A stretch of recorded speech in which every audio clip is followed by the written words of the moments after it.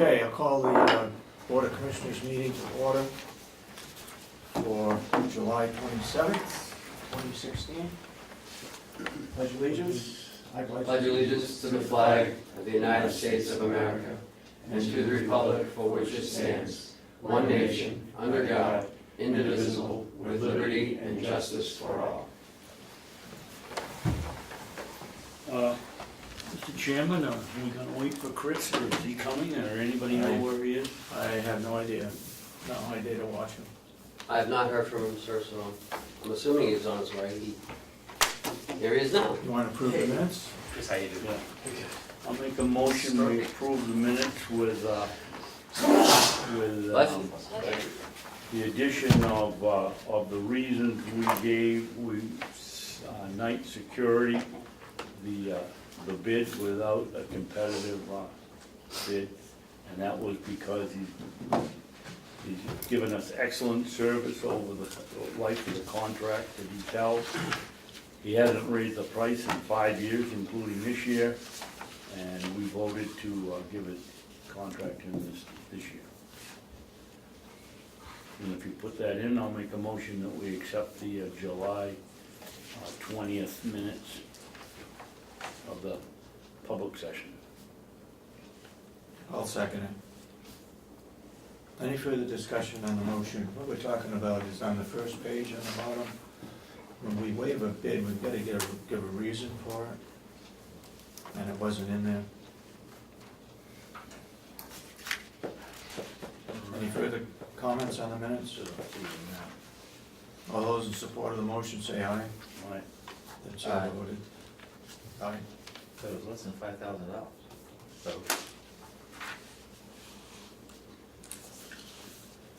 Okay.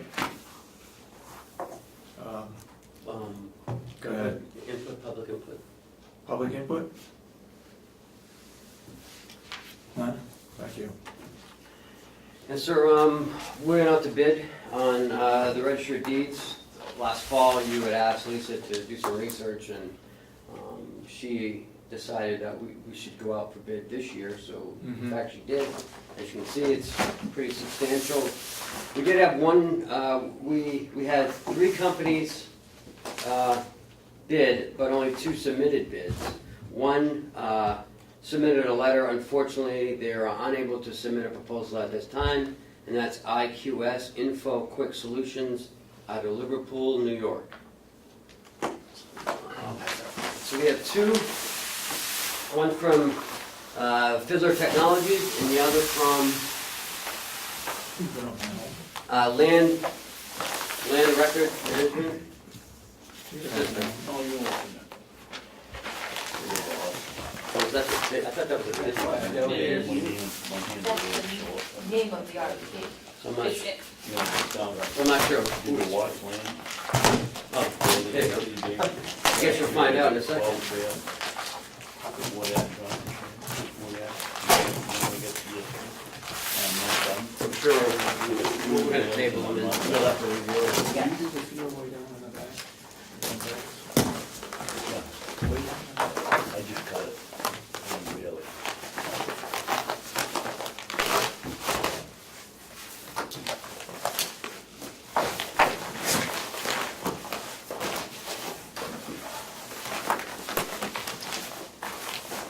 Chris, who's that one from? Pioneer Technology Group. Pioneer Technology.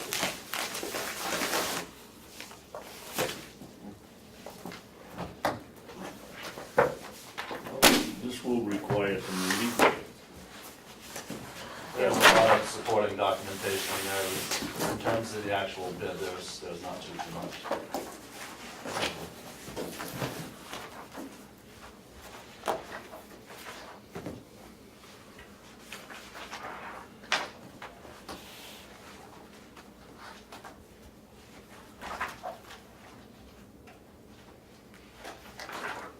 Jeez.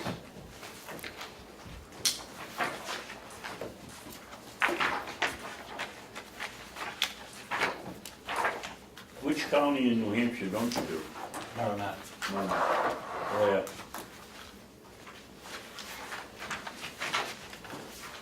do still support a portion of their website to be able to redirect to their vendor though.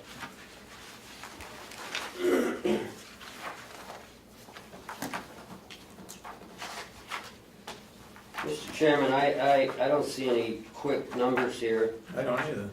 so I request that we table the bids and have Lisa review them and report back to us next week. Is there a deadline?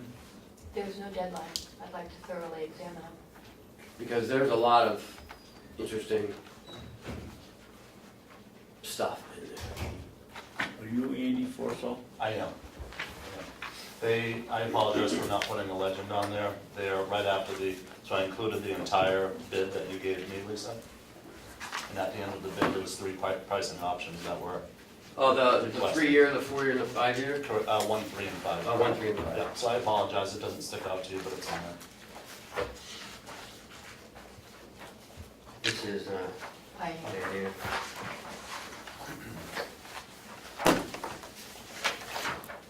We getting a Pioneer one over there? yeah, there's like 4 of them in there. There should be 4. We requested 4 copies. Yeah. This one's all apart.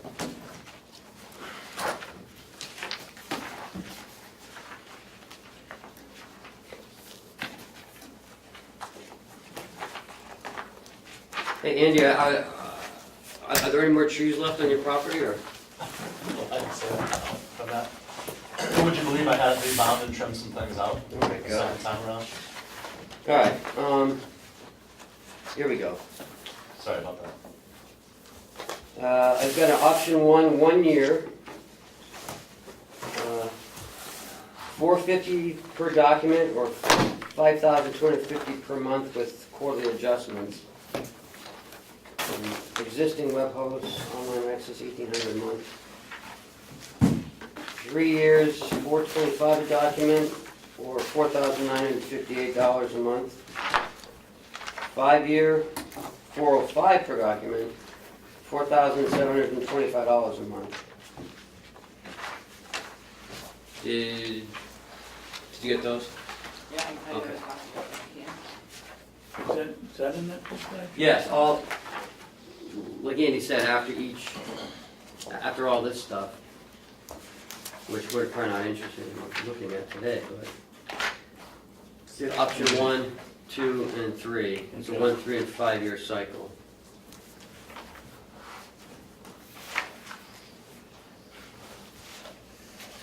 Plus down at the bottom, the web hosting, which was the same per month for any of the 3 contracts. Who does the web hosting now, Lisa? Fiddler does. Oh.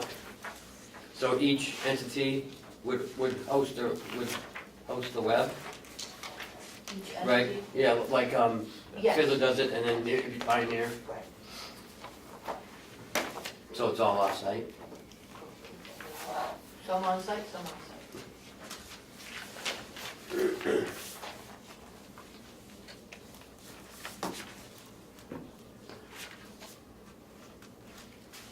I mean, there's a lot of stuff to look Yeah. at. We're not gonna solve it today. No. But they're both very lengthy. Thorough. Very thorough. Thorough.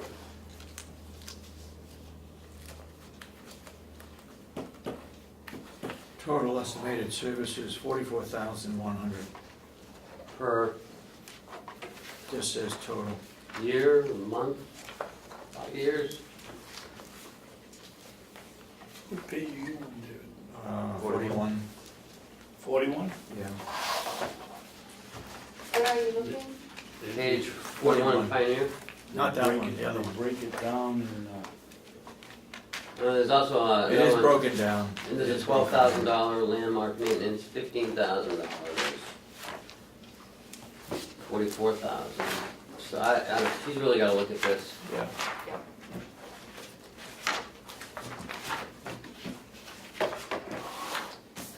Yeah, there's additional 15,000. And then the next page has, Wow. again, more. I need to study this. Yes, you do. thoroughly. So I'd be glad to report back to you. I just need a motion for the table. Do I hear a motion to table?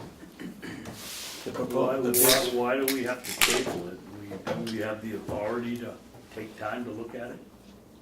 yeah, we're going to have it come back next week with a recommendation. Okay. Why table it? Why not just have Okay. a look at it? How are we gonna do it? The consensus of the board is Lisa will take both bids and come back with a recommendation next week, Yeah. okay? Be glad to.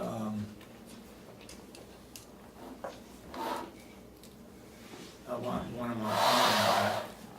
We need to bring these next week.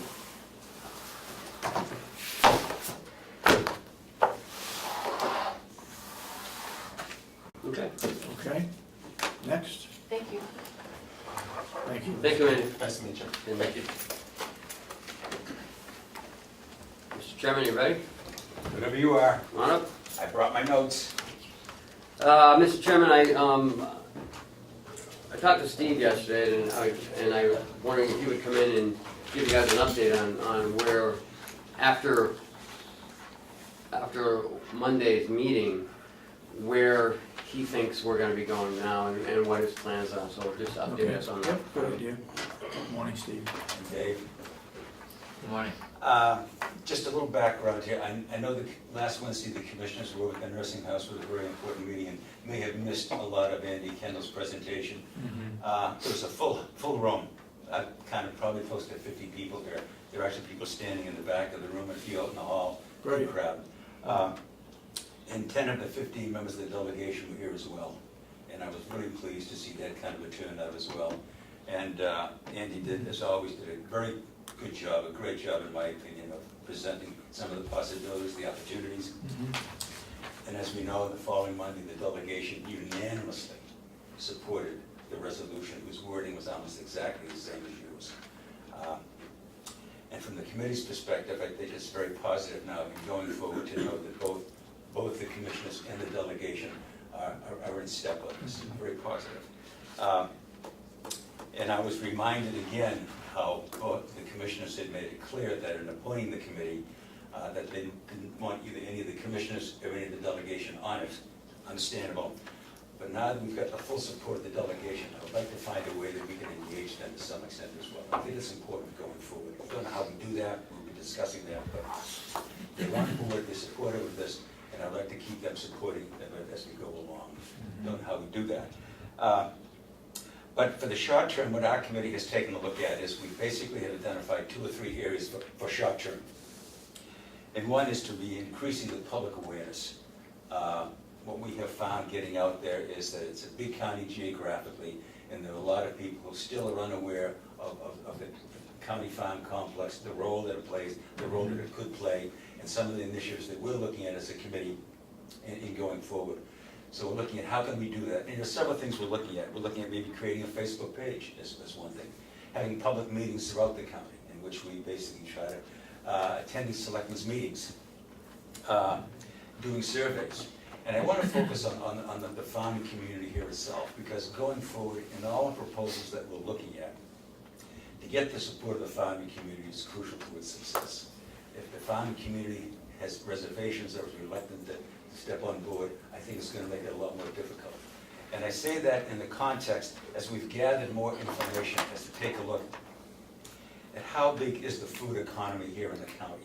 Just what kind of dollars do we spend every week going out and buying food? That number is enormous. It really is enormous. As I think I may have mentioned this at our last meeting, it's probably close to $200 million a year between residents, seasonal visitors, and tourists.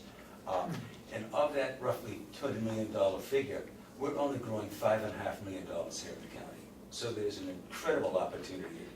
Is that 200 million, Steve, just in Carroll County alone? Yes, that's just in Carroll County. Okay. And as I say, that's back of the envelope numbers, data that I've been able to scratch and try to put together. So there's an incredible opportunity here. But if the farm community, for many legitimate reasons, is hesitant about trying to change that number, to increase that number, then we've got a real rough fight on our hands here. So one of the things we're looking at is to see if we can't begin to survey the farmers to get a sense is if the opportunities are there, would they be willing to increase what they grow or raise to get into this market? And how do we increase the marketing and distribution to make that all possible? It's silly if they say, okay, I'll grow more corn or I'll grow more tomatoes or raise more pigs, but all of a sudden I'm stuck with them. What do I do with them now? There needs to be that marketing and distribution to get into the system. And that's going to be an issue that we've got to basically be working out.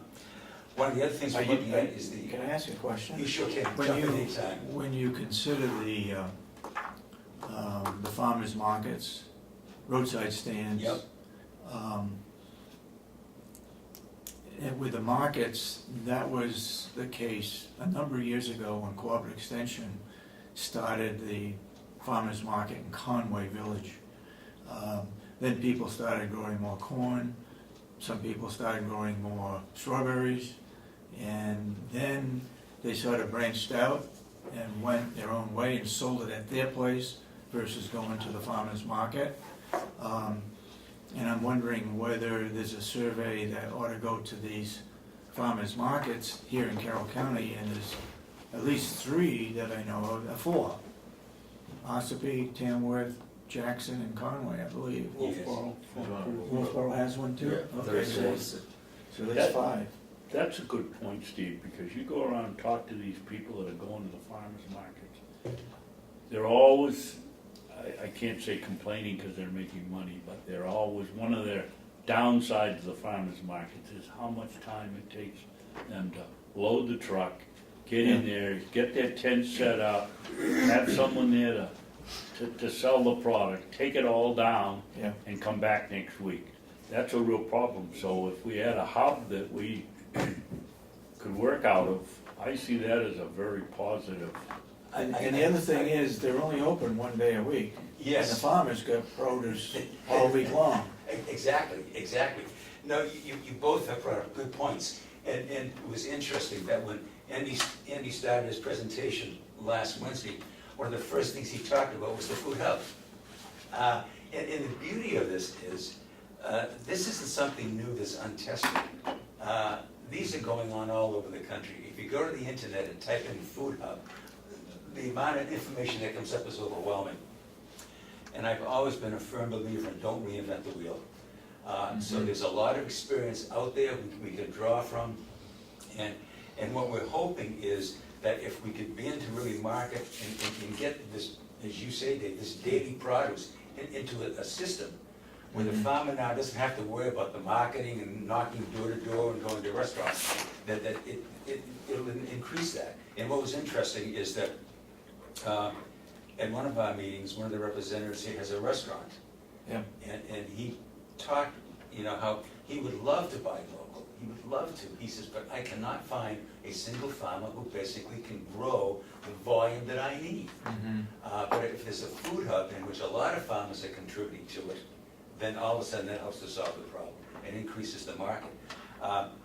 As a side note, one of Andy's comments last Wednesday was that the data that he has seen, and I did not ask him about the data, but he said 70% of the farmers in Carroll County lose money. Oh, what? 70% of the farmers in Carroll County lose money. That makes them a real farmer. Lose money. So I found that interesting. I mean, that can get very, very discouraging. And I'll bring up another point here. So there certainly appears, looking at just the raw data, this is what we buy, this is what we're producing. There's a tremendous, there's no surplus of locally grown food. We're not selling into a market where all of a sudden we're competing. We cannot meet that market. And so at least on the surface, there appears to be tremendous potential here. So how do we connect the farmer who's growing it with the consumer who's basically eating? And that, I think, is one of our focuses. There's another market here, and that's the restaurants.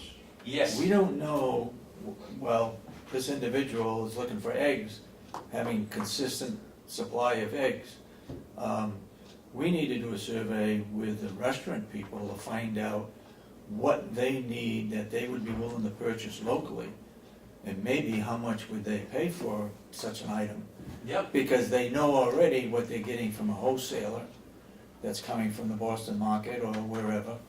But what we need to know is what other things, no matter whether this farm continues or not, other people out there will get the idea that, geez, that restaurant needs so-and-so, so maybe I'll stop producing that. That's the You hope. know what I mean? Yes, no, you're right. And that's an interesting comment, because my wife just got an email last weekend from the New Hampshire Farm Museum in Milton, looking for us to provide eggs to them, because they can't keep enough eggs up there. You know, because they have a little store there, Yeah, yeah. and they can't keep enough eggs, and we have chickens, and Yeah. so they're looking, they're reaching out to the public now, looking for, you know, farm fresh eggs to supply to people. So this is interesting. I was Yeah. at the bank the other day, and a guy saw my license plate. He said, "Do you sell honey?" I said, "Yes." And he says, "I noticed your hat says maple syrup. You sell that too?" He said, "Let's get together this week." He's got a store in Conway that would like to sell those two items. Yeah. I don't know what else he sells, but he would like to do that. So there's a demand out There's there, definitely we're just not producing it, and we're not Exactly. communicating. Exactly. There's a breakdown, and communicating is I think, is a good word here. And that there is a market out there. There's an incredible market out there. And just a couple of comments here on this. I believe that within just the Mount Washington Valley, which is a half a dozen towns, there are 23 independent restaurants. Now, these aren't chains. These are independent restaurants. Just in the Mount Washington Valley. How many others there are throughout the county, I don't know. But, and they've got an association. Has anybody ever talked to the person who's head of that association and said, okay, what do your 23 members need on a weekly basis? Yeah. I mean, I don't know how much of this is going on. So there's obviously a great opportunity here to make that connection. Maybe Andy can help put together a survey that would answer a lot of those questions. Exactly, and that's what we need to do. We need to Okay. do that kind of survey. And jumping on what Ken was talking about eggs, the other day I was talking with someone who works for Dread in the North Country here. And periodically, he goes over to Pete and Jerry's Organic Eggs over there in Littleton, just outside of Littleton. And I'm vaguely familiar with their operation. They have hen houses with 20, 30,000 hens in them. Wow. And They have this a fellow was telling me, 1,000,004 hens altogether. I'm sorry, what? 1,000,004. Okay. Yeah. And various farms. And they're organic and they're free range. Yes. Now, he's on the board of directors of the Department of Agriculture. No, No. the You're not? advisory. Advisory committee, I'm sorry, board of directors. Advisory committee, Yeah. but he is another contact that could help. Oh, David and I have been talking, emailing. Yeah, but what this fellow was telling me is that when he stops by to chat with them, you know, how are things going, he says, the one complaint that they always give me is they can't find enough farmers to grow their eggs, raise their eggs. And he says, they are willing to sign a contract guaranteeing that they will buy every egg farmer produces. Every egg. They are going as far as Pennsylvania to try to find farms to grow eggs for them. So here is an incredible opportunity, literally right in our backyard. So there are opportunities all over the place, whether someone's stopping you in a store saying, look, we need to talk, Yeah. or whether someone's screaming, I need eggs, or whether a restaurant's saying, look, I can't get enough local. The opportunity is there, and I think the big problem is, how do we make that connection? How do we encourage the farming community here in the county to say, okay, we will rise up to the plate to do this? Yeah. And it's that marketing and distribution, that seems to be one of the keys. So that's certainly an area that we're gonna be focusing on, and there's a lot to take a look at just in that. One of the other things we're looking at, again, in the short term, is we think that the delegations committee, looking at some of the farm being a learning educational center, is just a great idea. We really like that. Well, we think do that should too. be vital partners. And what we're doing is looking at taking it the next further, and how do we get the high schools and the schools involved in that? Ken in Kingswood, how do we make that part of the school program and bring kids down? Maybe even starting at the middle school. We've got to get this generation coming along more aware of where our food comes from and how it's grown. That ties in with the fact that the age of our farmers, they're getting older, they're getting ready to retire. And many may not even have a succession. It is difficult, if not impossible, for young people to get involved in farming. The land is very expensive, the equipment is expensive. How do we get young people involved? How do we begin to increase that the opportunities there and get young people aware of agriculture and raising that level of interest. So that's another area we're looking at. We're also going to be exploring the current financial data of the farm. Just what is it really costing us? Yeah. I think there's general agreement that we've got a more efficient accounting system in place here now. And what does it really cost us to do this? These are what we're looking at are more short-term, but there's a longer-term goal here as well. And that longer-term goal is some of the things we made reference to on is leasing some of the farmlands. Is that a realistic, viable option? Do we lease it to farmers? Do we have farmers create co-ops, basically? Do we rent some of it out for local people to farm the land? Do we put more of it into educational and learning? I mean, there's just a lot of beginning farmers. Do we lease a couple of acres to them each year at a very minimal rate to get them greater awareness of what it's like to be a farmer and then transition them into something else? So there's a lot that we can do with the land basically over the longer term. The food hub, the marketing and distribution, we've talked about that. But again, can the county farm play a role in that? Does that become the center for the distribution? We don't know. This is what a feasibility study is all about. How feasible are some of these ideas? And so that's what we're trying to determine.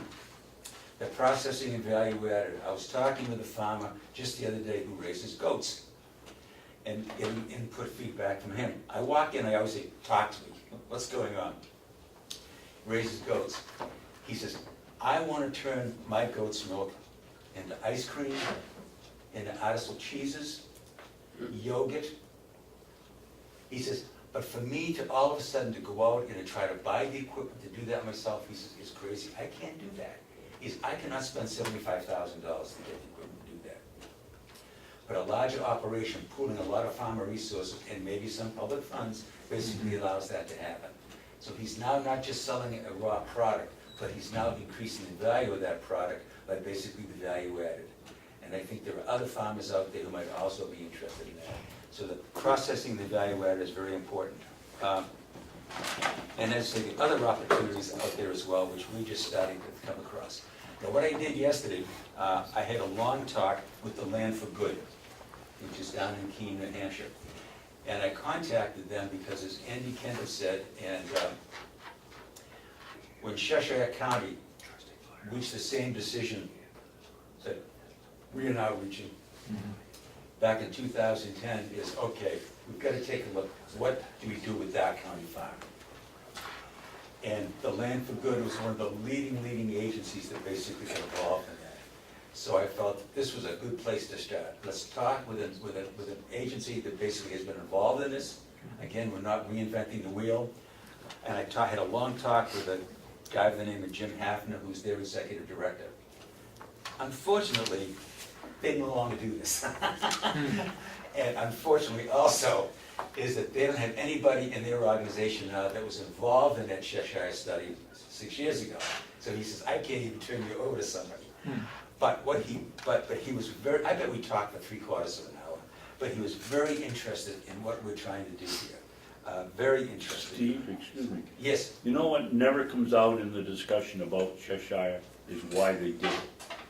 And the reason they did it is because they built the nursing home, the new prison on the county farm, and on another piece of property. Yes. And so now, if anybody was gonna work on it, it was a 10-mile ride out and back to, Oh, it's way more than that. is it? Oh, I thought it was. it's about 35 minutes. And so they were forced to make that decision. Yep. They didn't want to. Then they leased it, and the first lease, I guess, is just up, and they've leased it to another one. I guess the people didn't want to come back. I don't know why, whether it was not profitable for them, they were a young couple, or whether they didn't adhere to the terms of the agreement. I don't know why they did it, but they didn't. But now it's leased out to another person, and you ought to follow that up and find out some history to avoid problems if we're going to go lease land. And Exactly. To me, one of the first questions that I'd ask somebody like that is, knowing what you know now, if you had to start all over again and do it, how would you do it differently? What would you do differently? Again, we can learn from others. We can avoid their mistakes, and I think that's crucial. One of the things that this Jim Hafner did talk about, and what I've mentioned, is the difficulty, because they are focused in Massachusetts, Maine, New Hampshire, and Vermont. And one of the problems that they've run into, which I had mentioned, is the difficulty in young people who are really pursuing an agricultural career being able to start. Land is just so expensive, equipment is very costly, and so right away they've got these hurdles, these economic hurdles that they can't overcome. And so what they focus on is basically getting farmers to lease out their land to young farmers. It's only a couple of acres, it doesn't have to be 50 or 60 acres, but just a couple of acres so they can get into it worthwhile here now and see if this is really the thing for them and to learn as they go along. And when we talk with Jim, he says, I would really consider this as what you may want to do with some of the land you've got here. He says, look at setting some of it aside for leasing it to young farmers. This ties in greatly with the educational learning aspect of it as well. And this is what I like about a lot of this as I get into it, is it's what I call very holistic. In other words, it's all connected. One piece fits in and supports and reinforces another. And that's how we should be looking at this. Not just taking one piece out and separating it and looking at this, but recognizing how it becomes part of the whole, how it reinforces the whole, and makes the whole thing function and work. And I think the committee is basically recognizes that and is trying to look at all the pieces. How do they all come together? He again focused on the farmer survey, and what he says, I may be able to help you on that. He gave me, there's a Franklin County Council in Franklin County, Massachusetts, and if I understood him correctly, they had a group down there that did a farmer survey. And what I'm hoping is, I asked him if he could get hold of that and forward that to me. So again, we've already done a survey that we can say, okay, does this fit what we're trying to do, and how can we go forward? What he also said was, I may have mentioned it, he says there's a woman in their organization called Kathy Ruff, and he says she's the one you really want to be talking with. He says she has a lot more expertise and background, he says, than I do on food hubs and things of that sort. And so he said, as soon as we hang up, I'm going to pass your name, email address, and phone number under her. He says, and ask her to get in touch with you. So there's a lot out there. What we're finding is there are a lot of groups, a lot of organizations out there that bring a lot of information to the table. We will drive them crazy trying to get this information. We want to be as thorough as we can in going forward. But that basically is where we are at this point. We're looking long-term, short-term, and long-term. As I think I had mentioned one time when we were talking, this is not going to be a 6-month project. This is going to be maybe a 3, 4, 5-year project. I don't know, but there's obviously going to be phases in here. I think it's going to be crucial, and why we're taking a look at the current financial data is that we have to financially support continuing the funding for the farm at least into the next year. May not be at the same level, but if we close the farm down and in 2 years from now we come up with something, now we've got to all of a sudden go back and open up the whole thing all again, and that just doesn't make sense at all. It's going to be functioning at some level until we can begin to implement all of these various steps and phases. But I can tell you, and you've got the videos, our meetings are very exciting. There's a lot of ideas going on around here, and as I mentioned, for every one idea we've got the feasibility study. They say you got to stop sniffing the glue, but we think that there's a lot of good things going on here, and we just see tremendous possibilities for a real resurgent agricultural community in Carroll County that meets one of our most basic needs, and that need is food. And as I mentioned before, most of our food comes from California. They're in 4 years of a drought. We are at the end of a long, complex food chain that we need to understand and control, which makes us very vulnerable. And we need to change the whole dynamics of that.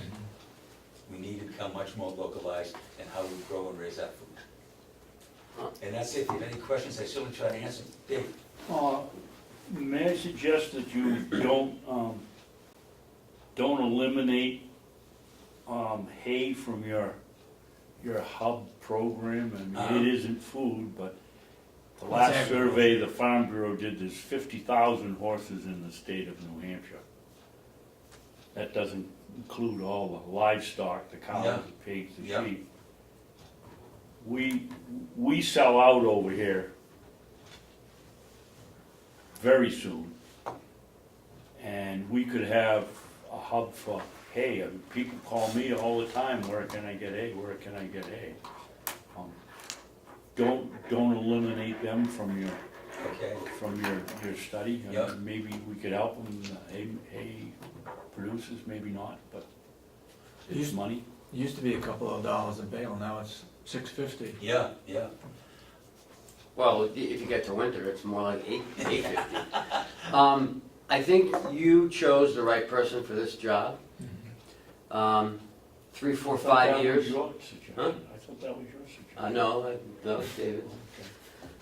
I have to give him something every once in a while. I don't get much.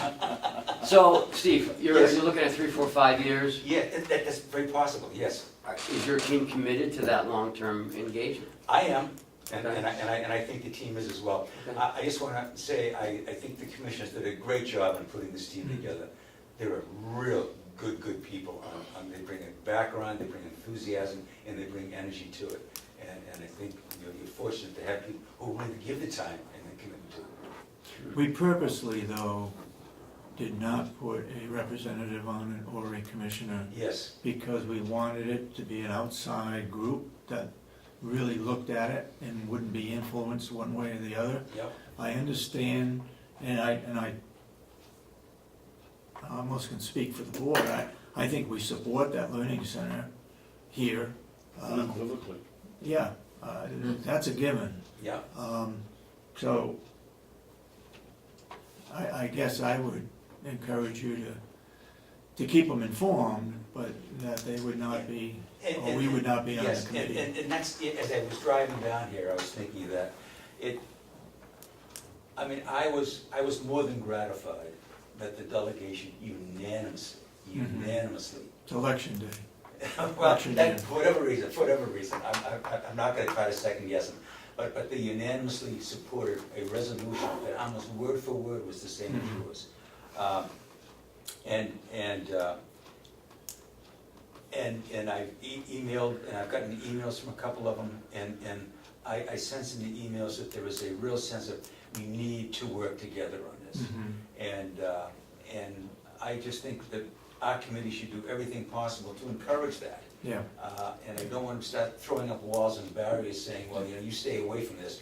And it could be something very simple of emails that go out to everybody, to the commissioners and to the delegation, keeping you informed. And the thing is, I really want to stress, and I'll look in the camera when I say it, our meetings are open to the public.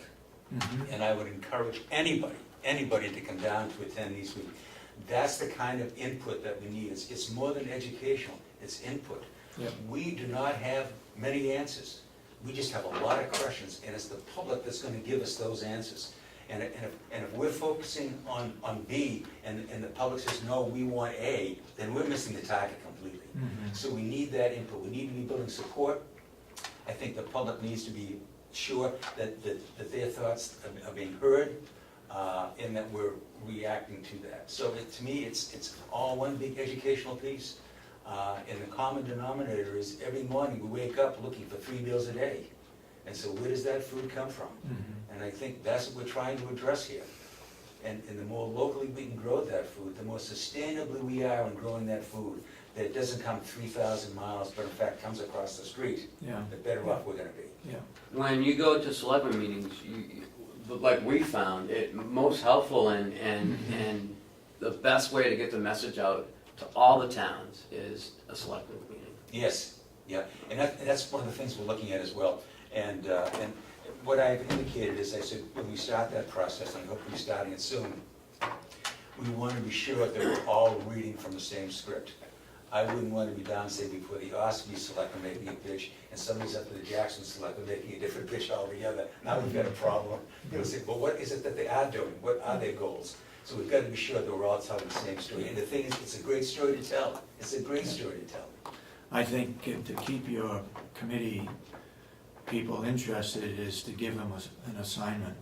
One of the assignments I would say is, and you mentioned it, because of the cost of equipment and facilities and so forth, why doesn't one of your members find out what's available? For example, Soil Conservation Service now has given out these high tunnels. We've got one. that's available to other people as well. Okay. I don't know what the And requirements is the Carroll are. County Soil Conservation? Yeah, Right here? Yep, Okay, yeah. all right, right in Conway. yeah, That's one example, Yeah. and I know somebody in Eaton has got one, and they're producing tomatoes and peppers and so Yeah. forth. So, I don't know what else is out there available, whether there's some lease equipment that maybe statewide, that somebody can lease a piece of equipment to do whatever. I know we had talked here about having some equipment on loan. For example, we've got a mulch layer that could be leased out, or people use it within the county to lay mulch, to put whatever time trying to grow. There's those kinds of things, I think, that would help out any kind of a farmer that wants to get in, or a person that wants to get into farming, whether they've got an acre or half an acre or 5 acres. Some of this equipment is there, and one of these high tunnels, that extends the season, that makes it more profitable for somebody to get into the vegetable, or even raspberries. They're growing raspberries in high tunnels now. So, and where can you get plants? Where's a reasonable place to get them? Can you buy them from Michigan and put in a huge order because you've got 5 people that wants to do it? See, You know, those kinds of things. that's the infrastructure and support system that becomes crucial in all of this.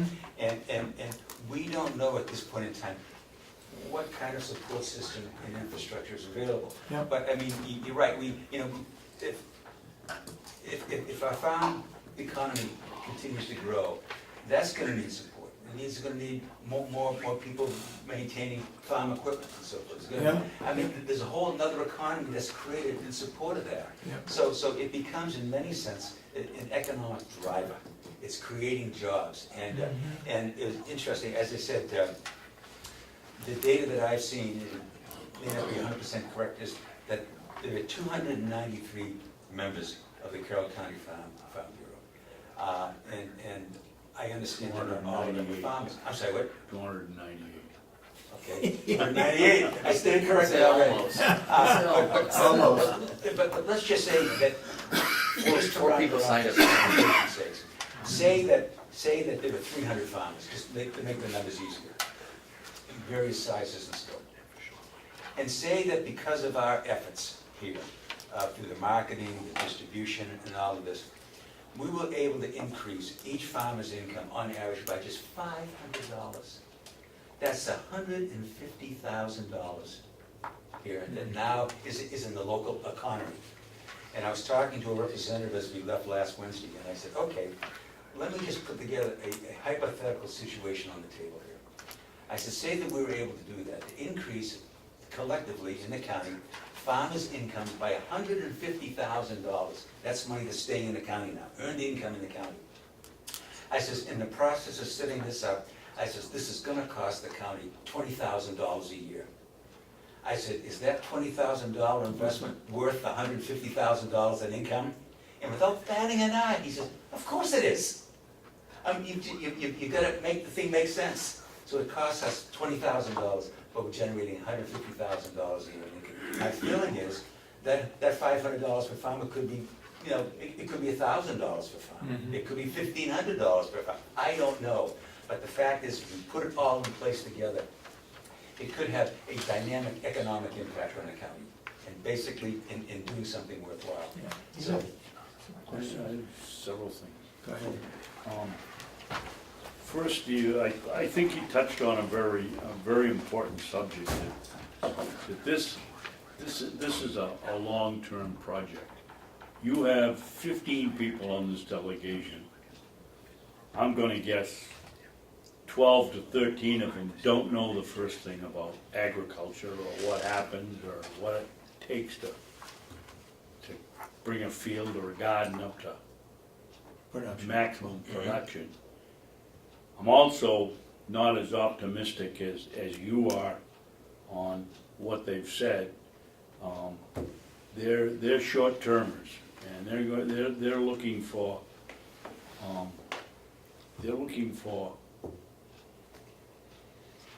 a turnaround overnight, and it's not going to happen. no, And you'll find some people that'll tell you the $20,000 to make the 150,000 isn't worth it. Or is it the position of the government? Or isn't the position of the government. You're not dealing with people that. Have common sense.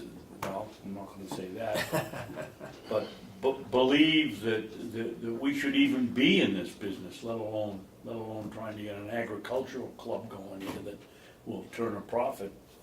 And so I would think that would be one of the places you'd start with, trying to convince the delegation that it isn't gonna happen overnight.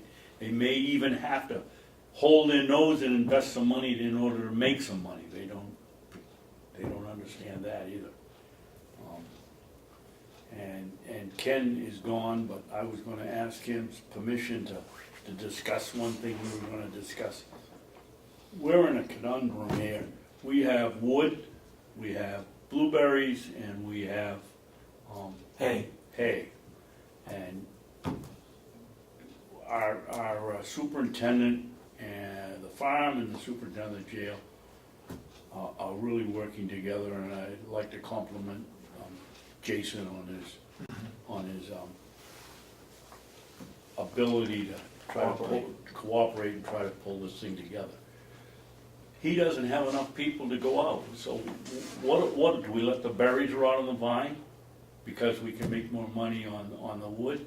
We got a delegation that cut this budget, that cut help. We can't get the projects done. What do we do? I can't answer that. That's probably a rhetorical question, and I can't give you an answer right now, Dave, and may not be able to give you an answer. I mean, that's within the... Well, I know it's not your responsibility, Right, but right. it is ours Yes, yeah. to try to do that. And Jason's given us every single, they even got the women working in the cage splitting wood to try to get a few more people out. Yeah. You know, we just don't have the help to get the stuff done. The lawns around here, what's the first thing when you drive in here? You see the grounds. You know, the grass is long, the weeds are coming up, and there's no people to do it. And they don't understand what they did when they cut this budget. One representative you heard said, "Oh, I didn't vote to cut the budget, to cut the farm budget." Well, yes, you did, and you know you did. Well, everything in the minutes shows the discussion was about cutting the farm. We've got to get these people to give us a break, to say, okay, here's some money. We got the wood people. They're calling every week. Ask Jason. And Willie isn't here. They just want deliveries of wood. We can't produce it. The thing it is that we as commissioners may have been to blame over the years. We should have started something like you're doing for us right now, years ago, 10 years ago. And so we're in a rut whereby if you go back and look at past history, we've lost money on the farm. This year, it looks like there's gonna be considerable amount of revenue coming in. Mhm. Good hay year, we're selling a lot of wood, we can produce more if we had more help. The berries are helping a little bit. But in the past, it was always in the negative. And we wanted to keep the same thing going. And so we may be at fault for a lot of that. We should have had a study done a long time ago. And so I would accept some of that blame because I've been here for 16 years. But I think we've got to ask the delegation to help us out and let us work together and see if we can't pull this thing together and expand it to a distribution center if that's what we Well, need. you know, just draw your attention on the board over there. That's the mission statement that our committee has adopted. Optimal use of county assets for the benefit of Carroll County. Now, that's pretty broad, but it's also very clear and distinct. And that is, we have an incredible asset here, an incredible asset. If the county today, in today's market conditions, said, okay, we don't have a county farm, but we want to go out and get one going, it would cost millions of dollars Yeah. to do what we've cut today. And I think the committee says, this is an asset, emphasizing the asset. It's an incredible asset. How do we get the best benefit out of that county asset? How can we it doesn't say just for the farm, it says for the county. Mhm. We own this. I mean, you're the commissioners, you basically, you have given the responsibility of managing this farm, but we own it. It's ours, it belongs to the county. Not to be a pessimist, Steve, but here we are sitting here today, and Jason will tell you they're calling all week for firewood. We had a proposal in here to put a roof up that would have cost nothing, to put the wood processor in so we could process more wood In the wintertime. in the winter. Yeah, And the insurance company withheld $3,800, which we would have gotten. The delegation voted no, so now we have no firewood. Yeah. We lost the $3,800, and now we got the wood that was gonna go into that out for bid to sell to somebody. I mean, you've gotta, someplace you gotta convince this delegation it's not gonna happen yeah, overnight. and Dave, you have an advantage in me, in that you have a history here that I don't have. I'm the new kid in the block, and I'm walking in here very naive and innocent. That's what we wanted, But. that's but- what we wanted. But the thing is, Somebody look and at I it. think, and, you know, whether it was for political reasons or whatever, the fact of the matter is, last Monday, you had 15 people who basically did a 180-degree turn. Now, you can attribute it to anything you want, but they said, okay, we unanimously, it wasn't, 8-6, it was unanimous. But I'll remind you, it was if we can get the donations and grants. It Grants. wasn't, they're not gonna give us any No, money. but they could have voted no too, Dave. Yes, they could have could. said Yes, they no. could. Just as they voted, to defund the farm. They could have said, no, we're fed up with it, we're tired. But they said, no, we are willing to give you your day in court. Now, what they're saying is, you gotta produce it. But the fact is, what they said on record is, we're willing to give this one more try. And we can attribute that to anything you want, but the fact of the matter is they did it. And I see that as a very positive sign. And it's up to us now to justify the decision that they made.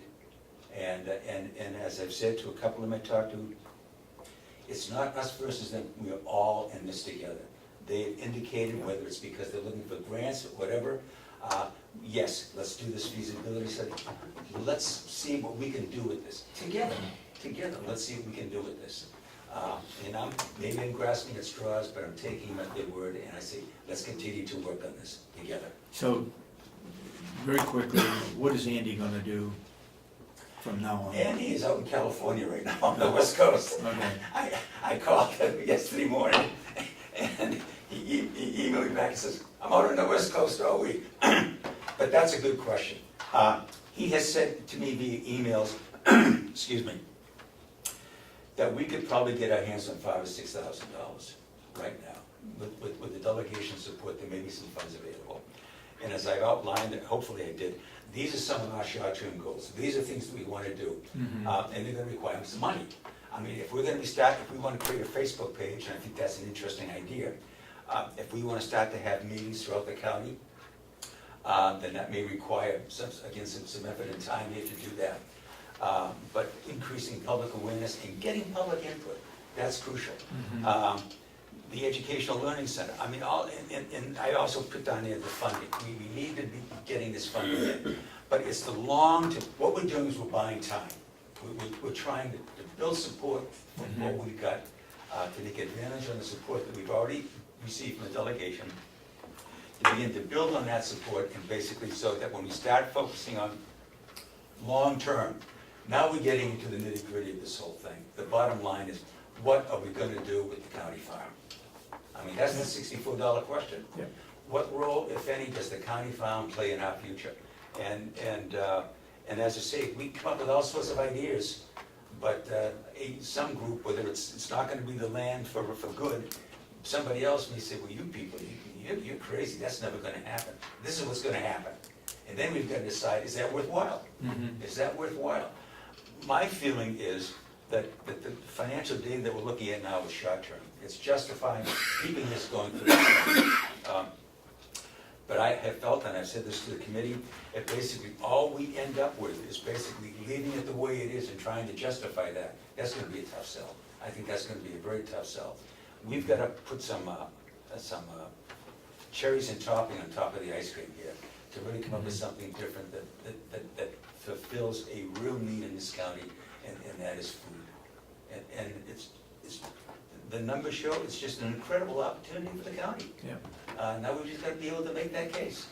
So, anyway, I Okay. don't know if I've answered your questions or not, but One last thing, Stephen, you seem to be surprised when we mentioned the high towers and you could get the high yes, tower. I knew nothing about that at all. Stratford County has full rent for very reasonable Yeah. prices by the day, no-till seeder, a manure spreader, and an aerator. So if anybody are traveling around the farms and they wanna puncture some holes in their lawn and get some air into the soil, or wanna spread manure, that's out of Stratford or County. the no-till seeder Grafton, is right?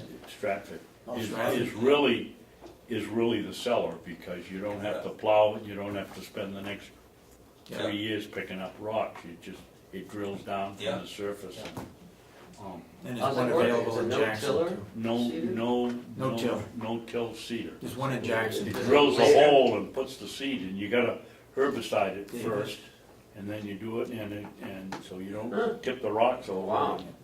I get one My lawn. question, again, looking for some direction here.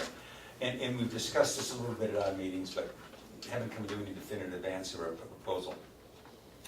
But as we begin to expand, I mean, members of our committee have said, okay, I'll take on this, someone else has said, I'll take on that. But just one person can be pretty overwhelming. What would be your feeling if all of a sudden, someone said, you know, so-and-so has agreed to help me on this? And we start to look at creating subcommittees. Now, would you want us to come to you with their name, saying that, oh, are you giving us authority to say, okay, as you're going forward with these various projects, if you feel that you'd like some help and you know who you'd like to help you, you giving us carte blanche authority to say, okay, they become part of the I think solution so. Any help, any volunteer help you can get, the better. here? Oh, okay, That speaks That's for my myself. opinion too. yeah. You too?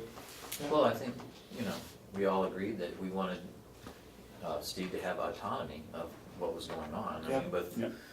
with some, directive of it. But I think, their mission statement there kind of aligns with what we were looking for. Yep. Okay, If there are no further questions, I thank you very much for your time. thank you Thank you for for your doing efforts. what you're Just a doing. long 5 minutes. You don't know Mr. Knopf, the firm. It's a joke between us. Yeah. Okay, Mr. Thank you. Chairman, I'd like to bring up our finance director, Chuck. Really quick.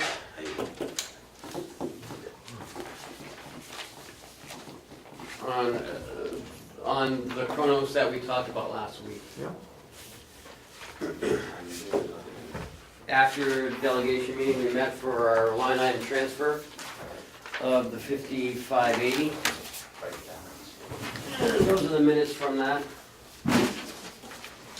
The delegation also said that we could utilize the 25,000 out of the capital for the upgrade to the Chronos version 8. Chronos version 8.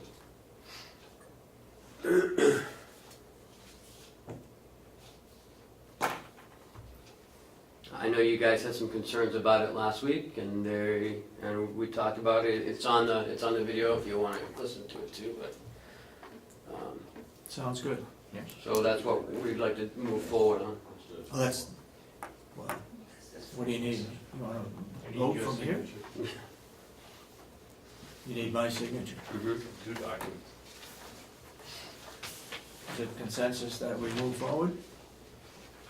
I think we discussed this for the last week or so, Yes.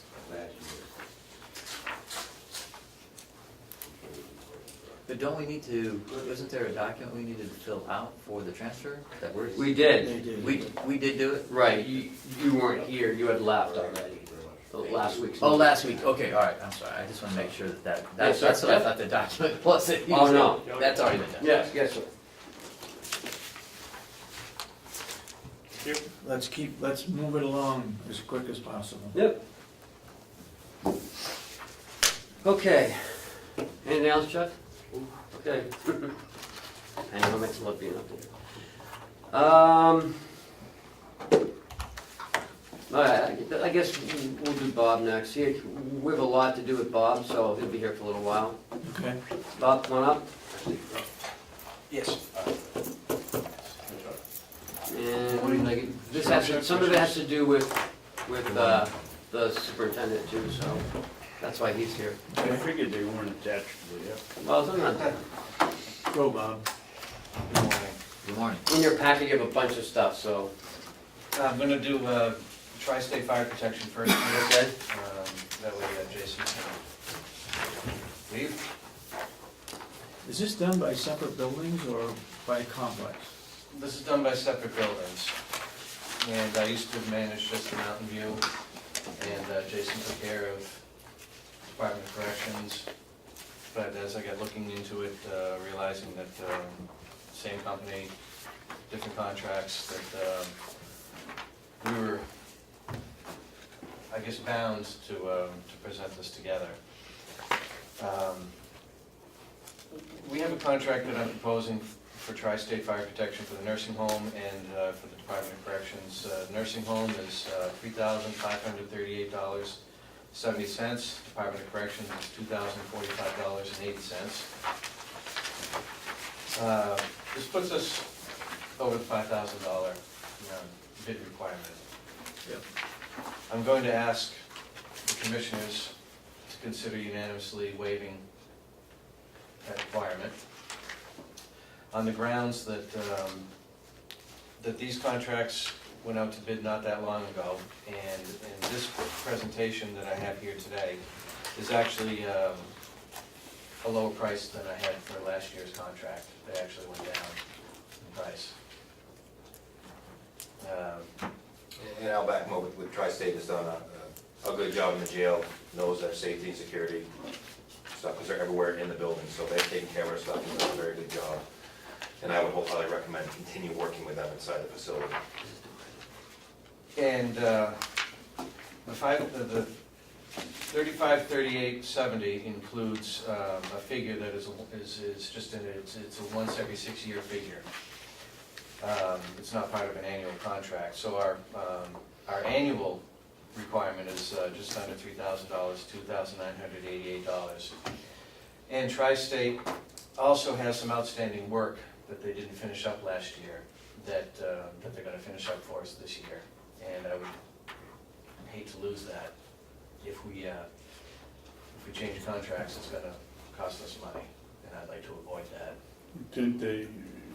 weren't they under contract to finish the They job? were under contract, but this was the first, it was replaced, inspecting fire dampers, which has to be done every 5 years. And at the nursing home, this is the first time that it had ever been done, being the building is 5 years old now. And they ran into some situations where there weren't access panels where there should have been, stuff that they couldn't see when they proposed the contract. So it was going to cost us a little bit of extra money for labor and these access panels, but they have agreed to waive the labor fee, as long as I'm willing to just pay for the materials for these access panels. Labor's not cheap. No. But I'm fully agreeable with this because they're stepping up, and I would hate to lose that opportunity. And this is for 1 year, there's no automatic renewal. And it's a familiar company, they've been doing a good job for us, price has gone down. In my facility, again, someone with the safety and security concerns of bringing in other companies, they're already there, they're already vetted, and they went down about $400 for us for next year. I'll make a motion that we award the contract for fire protection to Tri-State Fire Protection based on their record here and their willingness to work with us to finish some projects that maybe should have been included when we built the nursing home, and their knowledge of the equipment at the House of Correction. Also, I would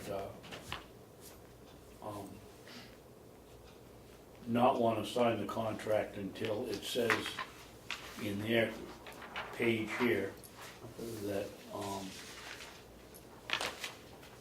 the part where it's automatically renewed is crossed out by them and signed. I asked him about that, and he said it's a document that they can't edit.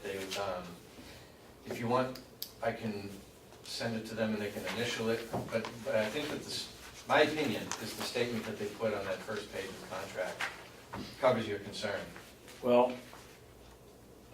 This is for it doesn't cover my concern. Let's say for For a the term legal of 1 year. I just a letter from the president of the company saying, that this is a template and it can't be changed, but we understand that this is not automatically renewed. I would sign. I would cross it out and have the company initial it, Okay. Oh, yeah, okay, that's 2R. okay? Term automatic renewal paragraph, just cross that out and have them initial it. I would second the motion, but I would also add that in the motion that it includes, you gave the reasons for the waiver, but you didn't mention that you're gonna waive the bid process for the reasons you stated, okay? Somewhere in there it needs to be said that We waived the bid waive process. the bid process, okay? And so it's been seconded? Yeah. Yes, So, 1 year, they're gonna come back and do the work as well, on top of that? That they owe us within this year? Okay. any questions, any comments? This is for the nursing home and jail, Correct. 2 separate contracts. right? Yep. Totaling what, Bob? $5,034.50. You get that, Carol? Okay. All right, any further questions? Chris, you got any? No, I think that, I agree though, that they should be willing to strike it from the contract, and initially I don't see it. I'll make sure that it's stricken and initialed by the, board of the principal. All those in support of the motion say aye. Aye. And so voted. Great. Okay. That's just Tri-State. Thank you. We're supposed to sign this somewhere? On the third page, and he's not gonna send it back until he gets it stricken out. So if you wanna sign it, and he'll hold it until he gets it stricken. What's next, Bob? Well, it's dependable hood and duct cleaning. Dependable.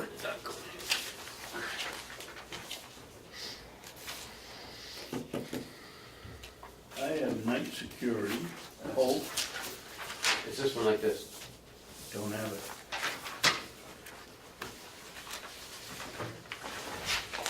Unless it's stuck here. Of course I got it. A, B, right here. Yeah. Get rid of Charles, let's put that over here. Guess there's no place to sign the jail.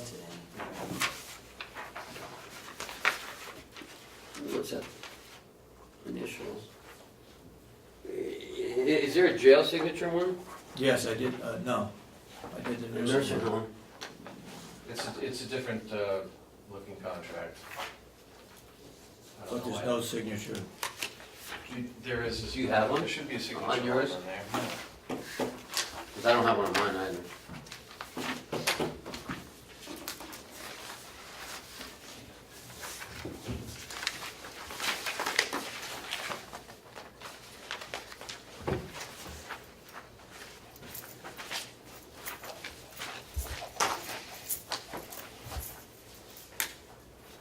Oh, it's on the back page. Yeah.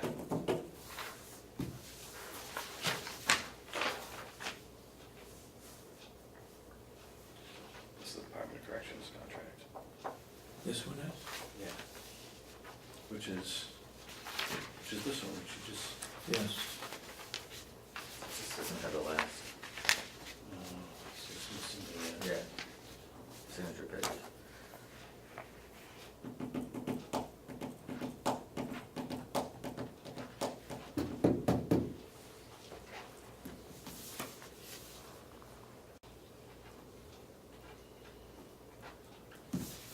Okay, Thank you.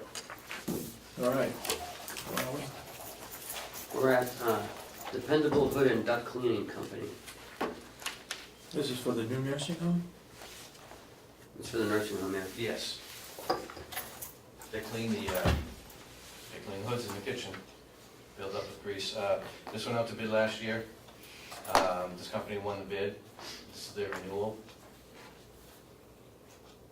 They did a good job for us last year.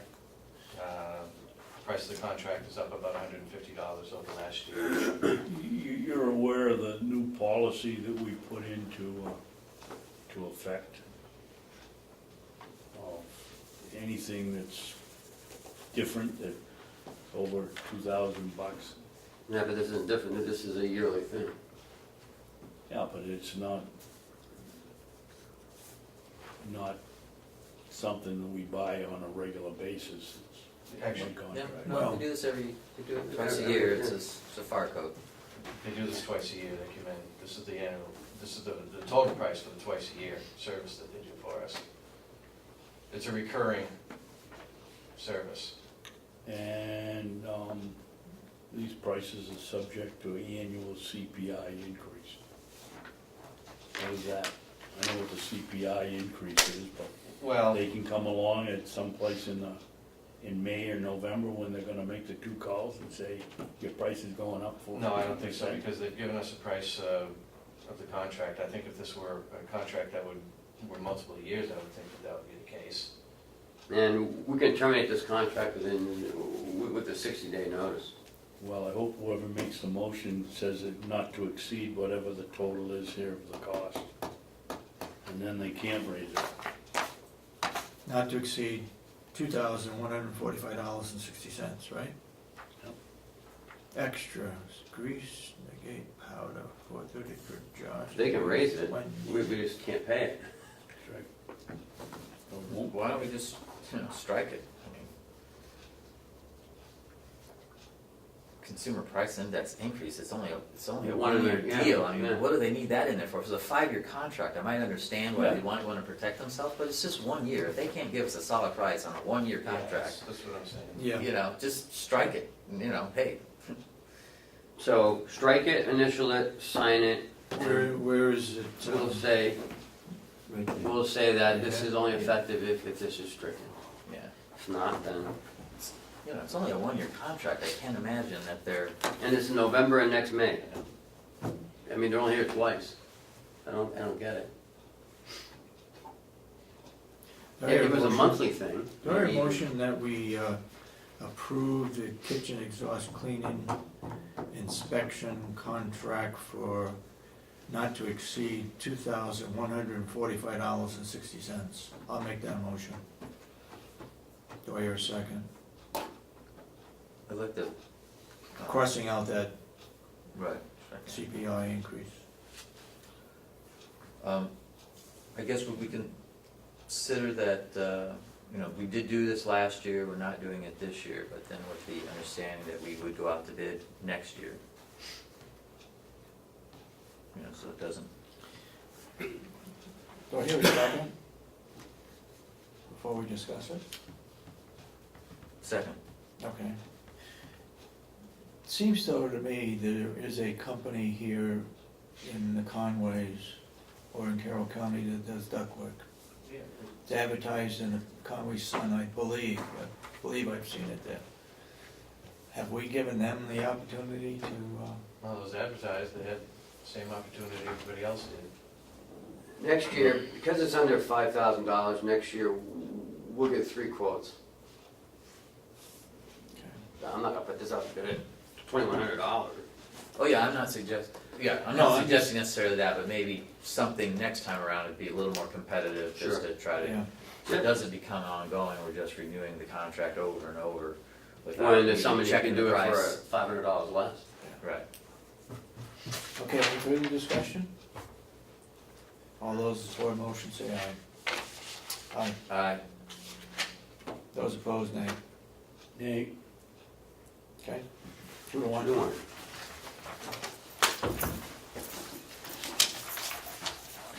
Oops. That works. You can have that copy. What's next, Bob? You wanna do the register of deeds? Yeah. A couple weeks ago, when you approved the contract for the work at the, do you have the glass? You have granite glass and Yep. you got Portland glass. Thanks for the minutes. There was a question about the price of the glass, and I was asked to go and get another quote, which I did. I got a price from Portland Glass for $2,802, and a price from Granite State Glass of $1,571. My recommendation is to go with Granite State Glass. Were they the, I forget, Yes. last week, were they the bidder? Yes. Okay. I'm comfortable with that. I'll make a motion that we award the glass contract for the Registry of Deeds to Granite State Glass of Wolfboro, New Hampshire for a price not to exceed $1,571. And to meet the specifications in their bid. Second. Second. Any further discussion? Well, it was just get a new spell checker, but that's neither here nor there. Will you sign it on the bottom? Sure. Vote? All those in support of the motion, say aye. Aye. Aye. Aye.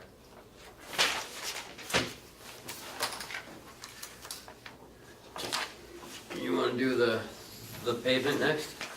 Sure. What? You've been on Carroll County letterhead? Don't say you don't have it. No, I'm good. Pavement repair? Yes.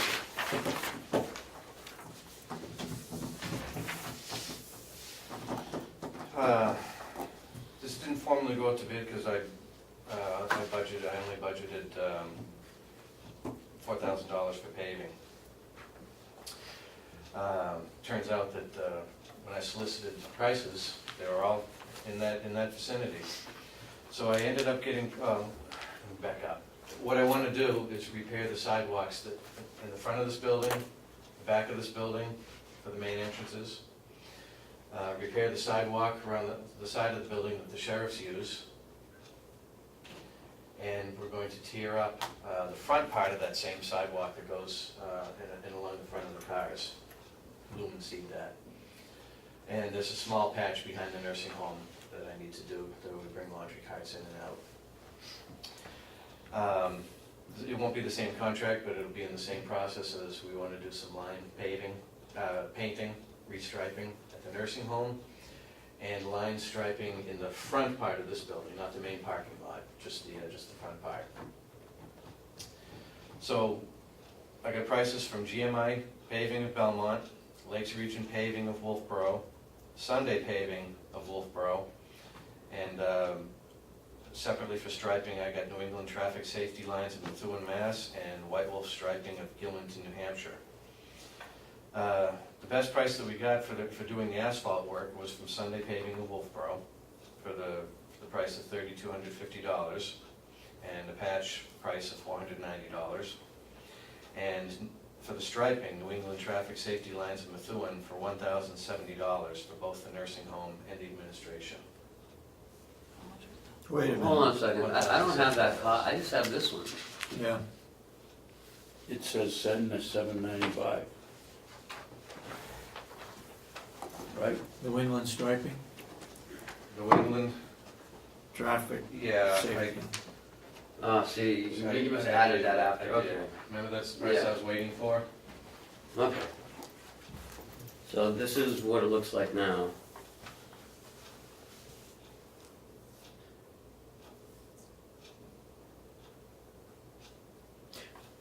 Do we really need the striping? Yes. Okay. Why?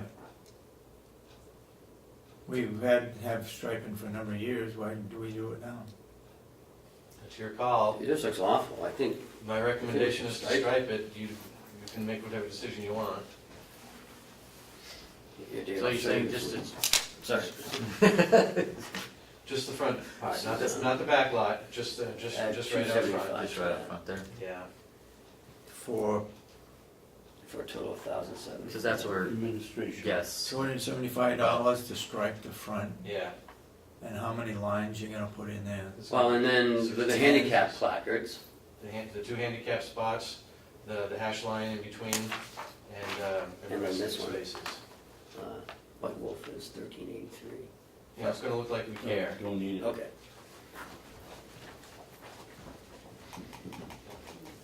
You show Cheryl after. So, what do you want to do, Bob, now that we get all the pricing?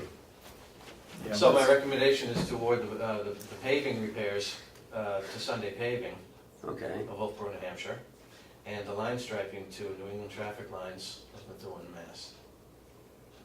Because Sunday paving, striping was $1,000, $1,300, Plus- 13 and change.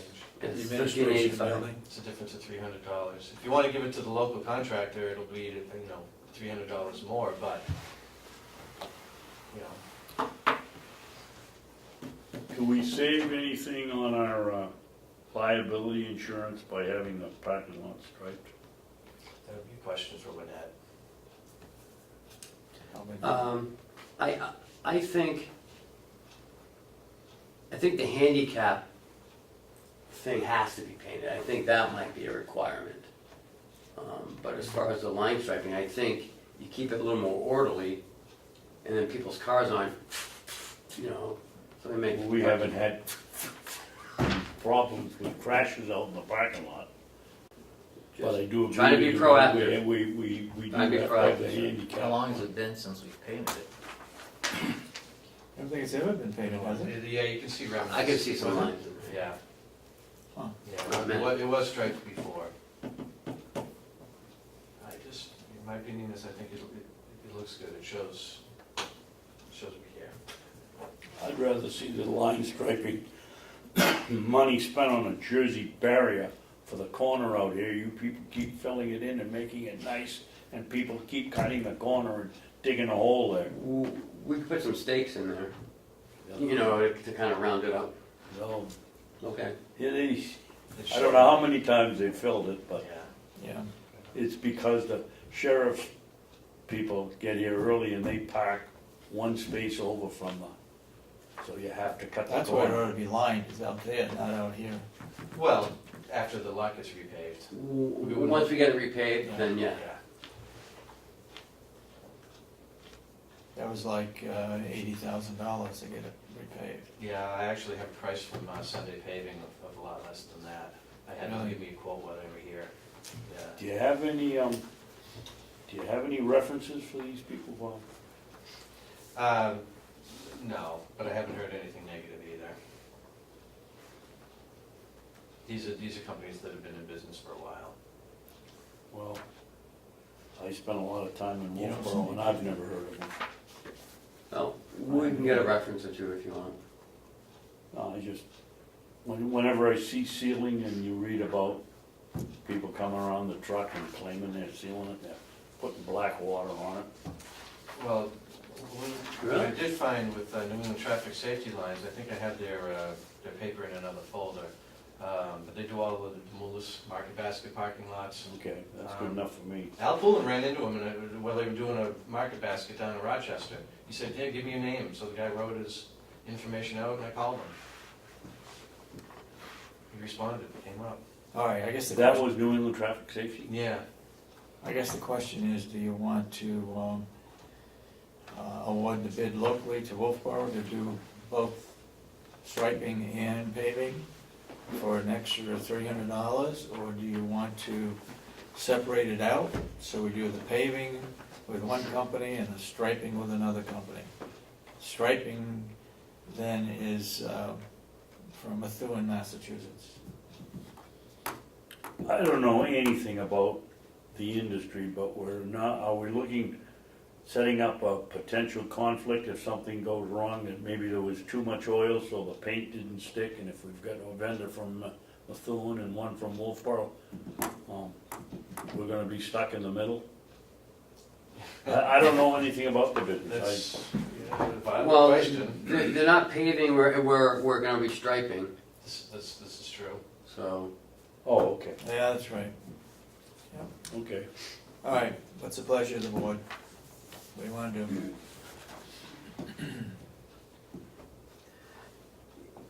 Make a motion that we give the paving contract to Sunday Paving and Sealing of Wolfboro, and the line striping to New England Traffic Safety Lines of Methuen, Mass. So you wanna split it up? Yes. So Do I hear a second? So it's 1070 for the striping, not to exceed 1070. And then for the paving, that's the sidewalk and the patch together, Correct. which is, in that total, it is, 3250 plus 490. yeah, so that'd be 3740. Yeah. We're counting on you, Chris. What is it, 3740? Yep, he's right. Okay. Do I hear a second? Second. Discussion? Go ahead. Bob, on the sidewalk, are they going to rip out the one in the front and grass it, or is that gonna be? No, That's us. we are gonna be doing the preparation. We're gonna be ripping out the asphalt, we're gonna be doing the looming and seeding and prepping for asphalt. Okay. Gonna add that to Will's list of things to do. Now, the one that's out here, there's a garden in the middle, you're taking off one of those? You just have one out? Yeah, Yeah, Just a straight one? straight out. Yep. Yeah. And the one that's at the sheriff is gonna be eliminated? From the front. from the front up to the door, but the door out to the back stays, Yeah, okay. but repaved. And it's gonna be repaved out the back? Front door, back door. Yeah. Okay, They're trip hazards. okay. Yep. That will affect our liability insurance. Oh, that's what we've been told. All those in support of the motion say aye. Aye. Aye. So voted. I don't have a contract for you to sign, all I have is proposals, but if the contract comes forward, I'll bring it to you for signature. What's next, Bob? The last thing I have for you today is security camera system upgrade. I'm assuming all these things we have budgeted for, right? Yes. Yes. Okay.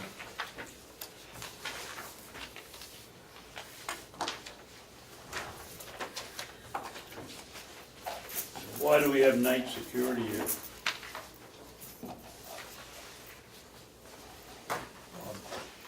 Take it to price on the cameras.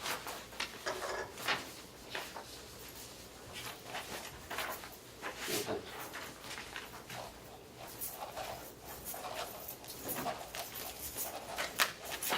Again, this was a project that I anticipated being under $5,000, so we didn't put it out for formal bid, but we did solicit pricing. Solicited pricing from A&B Locksmith of Guilford, who was our original installer of the system that we put in a year or so ago. Pope Security of Conway, who maintains this building. Night Security of Wolfboro, and Griffin Security Technologies of Springfield, Maine. As you can see, there's a pretty wide variety of pricing here. Is Griffin putting in 3 cameras? 8. Yeah, it's the same thing. I I'm sent being them out. facetious, the price is Oh, like 3 times. Yeah. I thought it was 11. No, it was 17. No, there's 8 and 3 is 11. Oh, for the amount of cameras? Yeah. Yeah, 8 inside, 3 outside. Oh, okay. This is just replacements? No, these are additions too. Additions? Yes, just an expansion. We're putting in more cameras. They don't suppose A and B lock just knows the RSA's, do you? Well, they worked for us before. Yeah, but $499.9 and you have to go out for What bid can- at $5,000, what can I say? so. We told them what they wanted, and that's what he came back with. Well, I mean, he obviously knows the law that you gotta go out for the, Yeah, and if he Oh, says that, over if he says that he can, $5,000. if he says that he can do this for that amount, and when everybody else is higher, then, you know One what? is 17,000. Yeah, I don't know. Where's Griffin? I think they're gold plated. Yeah, A&B Locksmith, $4,999. They're my recommended installer. Pope Security of Conway, $5,900. Night Security of Wolfboro, $7,000. And Griffin with an O, Griffon Security Technologies, $17,265.42. Are they putting in the same cameras that we have there now? Yes, it's They're just, not outdated?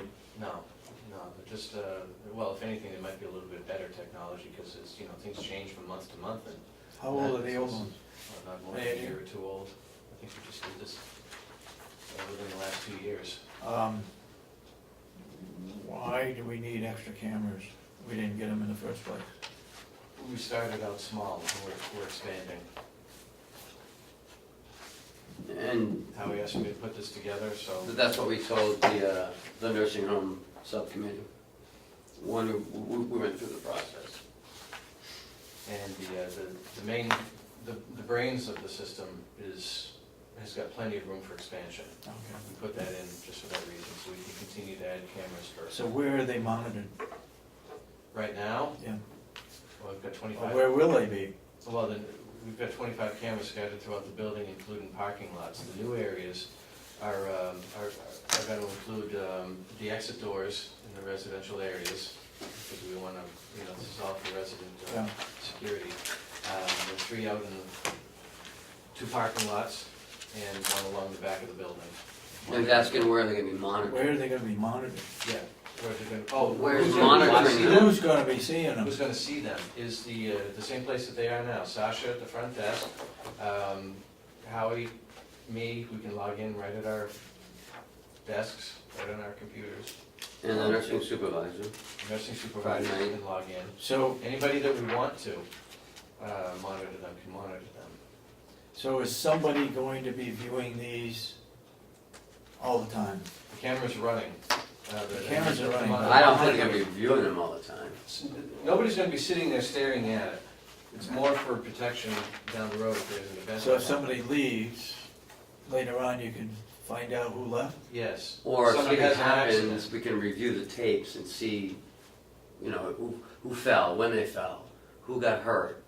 Was there, ice when someone fell or when they didn't? Or, it's nighttime, it's locked, someone's trying to get in the back door, we don't know who it is, pop up the camera, there it is, oh, okay. Okay. And we've already used the system to review incidents many times. It's a very useful tool. It's a good job for you when you retire. I guess so, but I Well, would he get has a job. $17,000 rate. We wanted to make sure that everybody knew that the cameras are not there to spy on people. Right. It's not an I gotcha. There's not somebody looking at it, looking for somebody to do anything wrong. It's more of a deterrent. Somebody comes in and sees cameras, they know that they're being recorded, and for the protection of residents. Staff with workman's comp claims, we can pin down who slipped where and why, that type of thing. Okay, do I hear a motion to accept the A and B lots in the service? Bob, are they all quoting on the same thing? Yes, they all had the same solicitation. Same make of the camera, Yes. same? I wrote out a list of specifications. I was just reviewing that, make sure all the cameras had the same Yeah. that's what I'm vision, saying. and they are. So it's an apples to apples Yeah. quotation. They Okay, all came out and did a site That's visit. weird. hear a motion?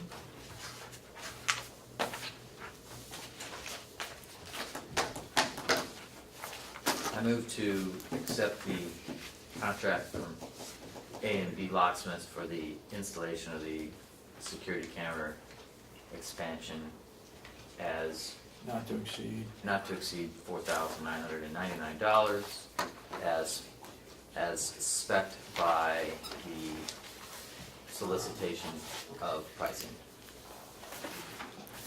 Do I hear a second? Second. Any further discussion? Okay. All those in support of the motion say aye. Aye. Aye. Okay.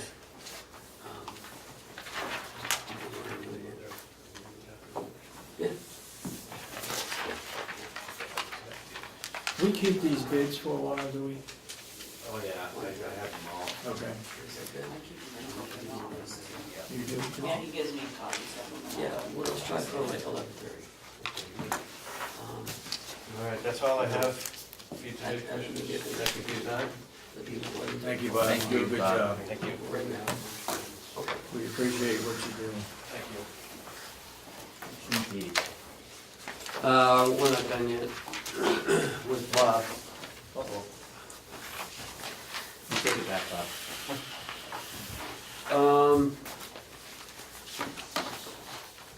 Bob and I went to the solar open house last Thursday. Last Thursday. And we met with Jack, who's the representative from Revision helping us. So it's quite an interesting array. Sure is. I was impressed, really.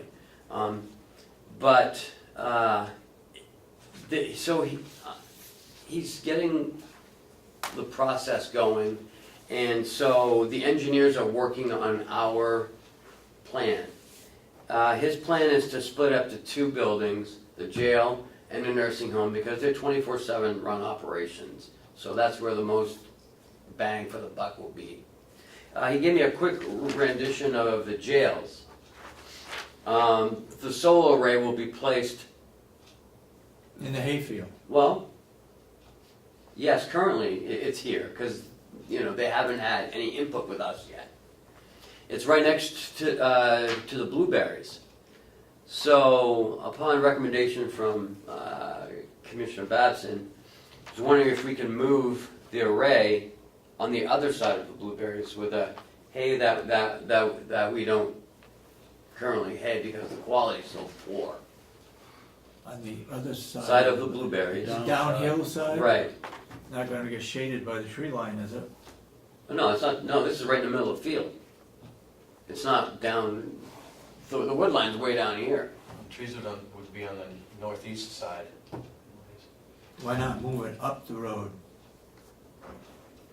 Because there's good hay there too. So, but this is just a preliminary look at it.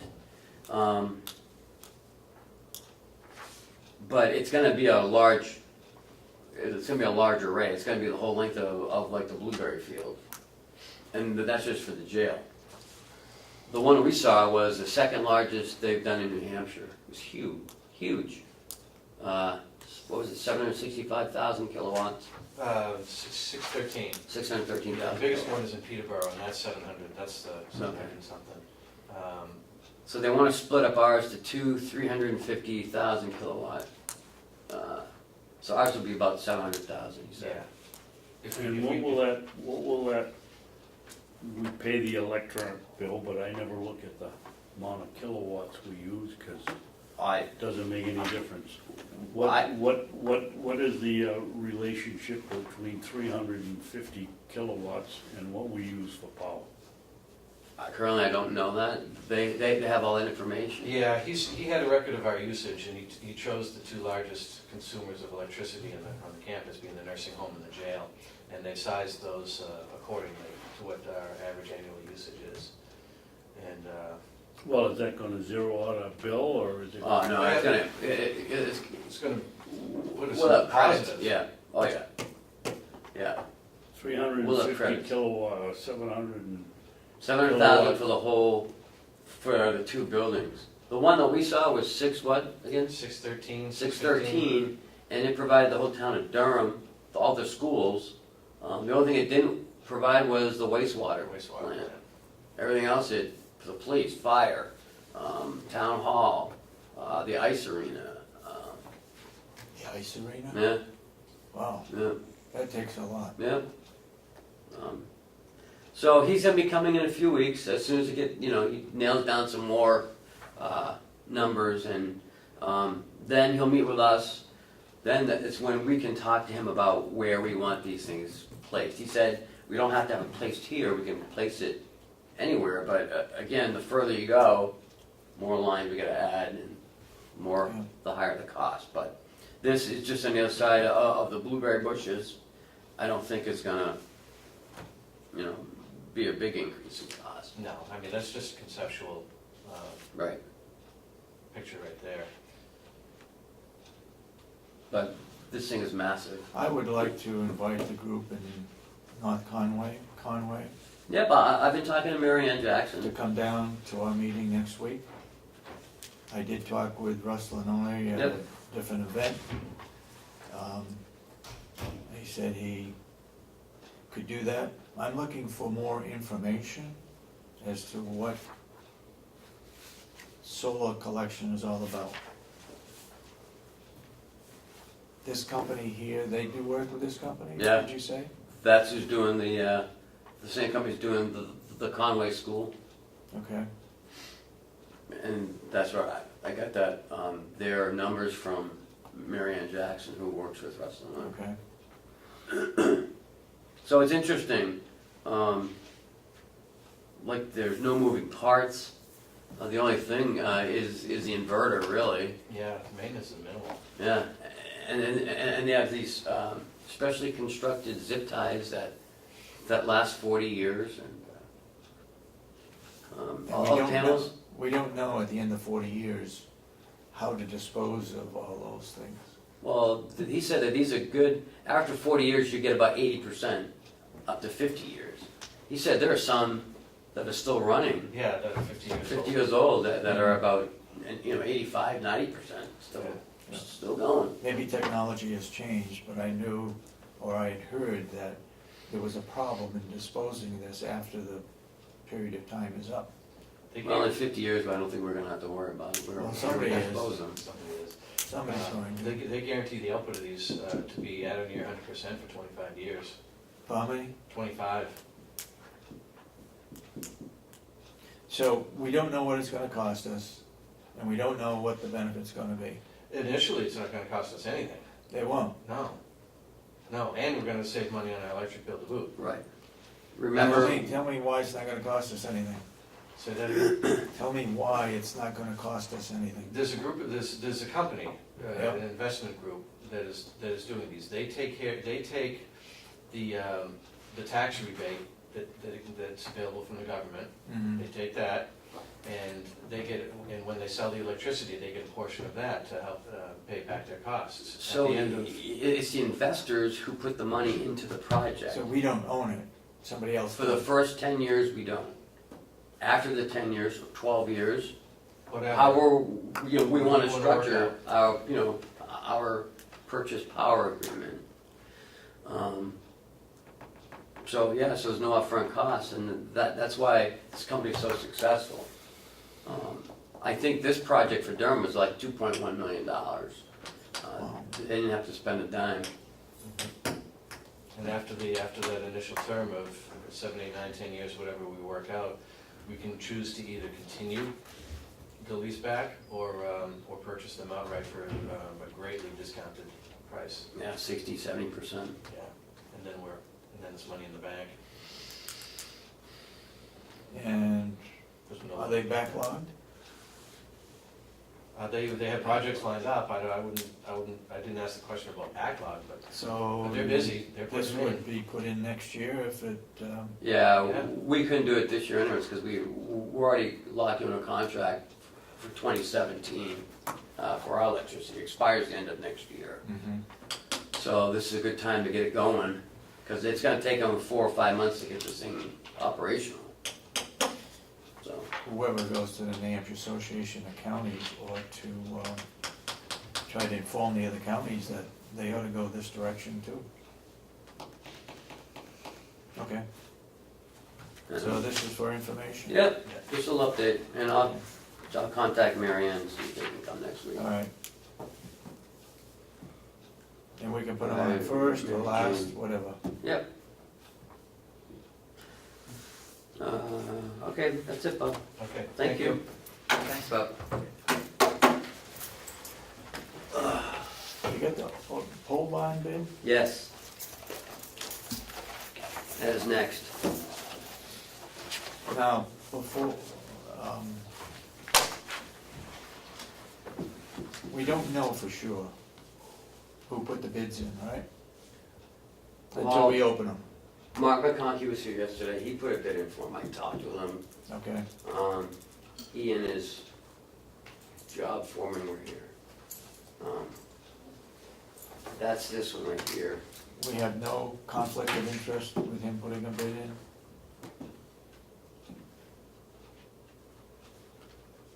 I don't know, I mean, What?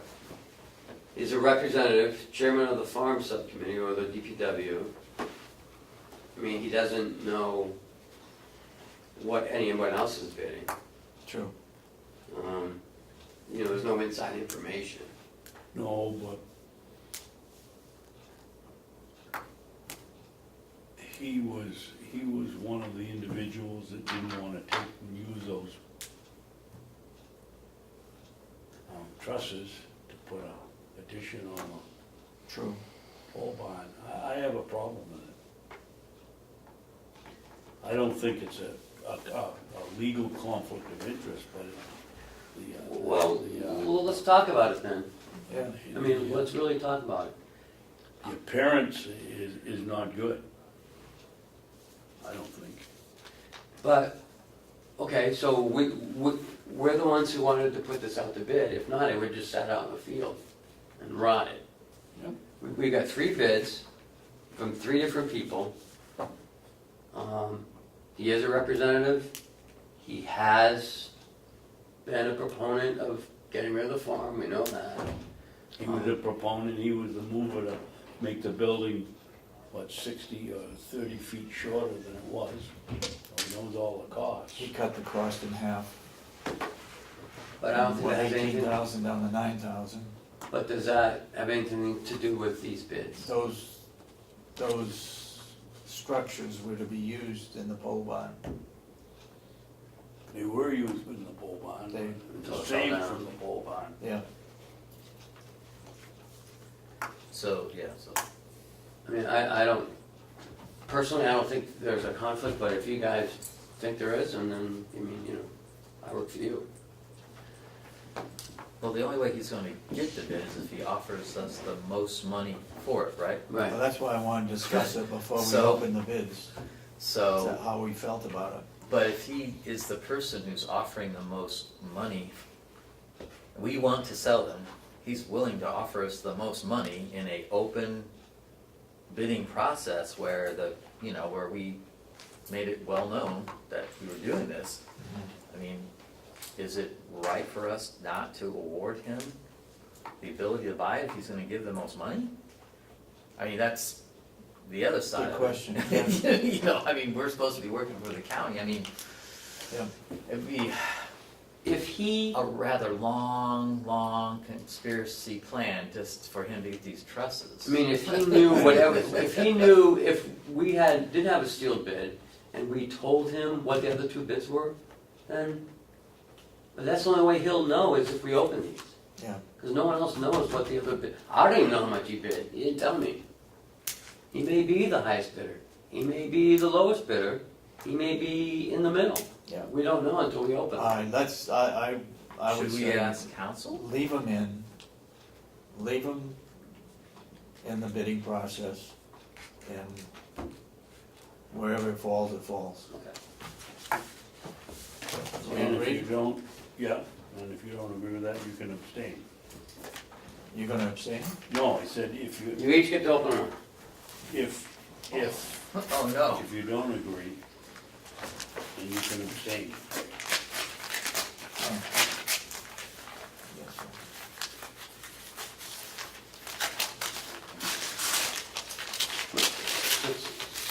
Somebody give it a check?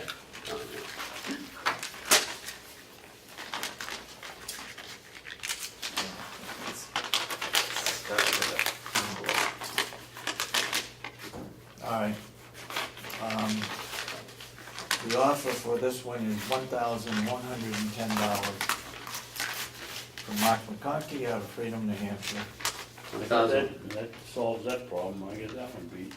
Yeah. How much is that? $10,050. Wow. 10,000? No, excuse me. Don't even bother with the other. $1,050 from Spears Brothers, wrecking How does and, that beat that one? That doesn't need it. you said. 1,110. 110, Oh, I'm sorry. And that's for what? And- whatever was listed on the Yeah. bid specification. Okay, because mine says, I have two numbers. One is for the board feet of lumber, Okay, and that's for $1,125.51. 1,100, $25.51. And then a bid for the approximate 80 sheets of corrugated metal roofing for $2,002.51. Wow. $2,002.51. That's weird. That's, And who's that from? that's from Jean Menard. Who? Menard, M-E-N-A-R-D. Doesn't say. Got a phone number. Oh, good. Oh, boy, here we go. Is it a cell phone number or a? It's 568. $3,128.01. $3,000, that's not bad. Now, in the bid, was it both for the roofing and the lumber? Because It was the whole bit, it was the trusses, the roof, and the lumber. this one here says, And metal Items roofing listed trusses on the and website. associated lumber. And then that one says what? for the items listed on the county website. Yeah. Yeah, I mean, it had 5,000 to 6,000 board feet, had approximately 26 trusses, and 80 sheets of metal. Right, yeah. Did anybody come to look at these, or they just what? Yes, Yes, yesterday, they did. people came yesterday. They did? Mark came yesterday, and these other people came yesterday. Oh, okay. Well, you're the winner, Chris, you wanna make the motion? Sure. $3,128. Like We'll to scrap my 20, we'll scrap my 10,000. Yeah, because that doesn't beat it. No. You said it was 3,100. $28.01 is what I got. My 5, 26, 27, 28, yeah. Right? Add it up. 312801. Yeah. So I'd like to award the bid to purchase the items listed on the county website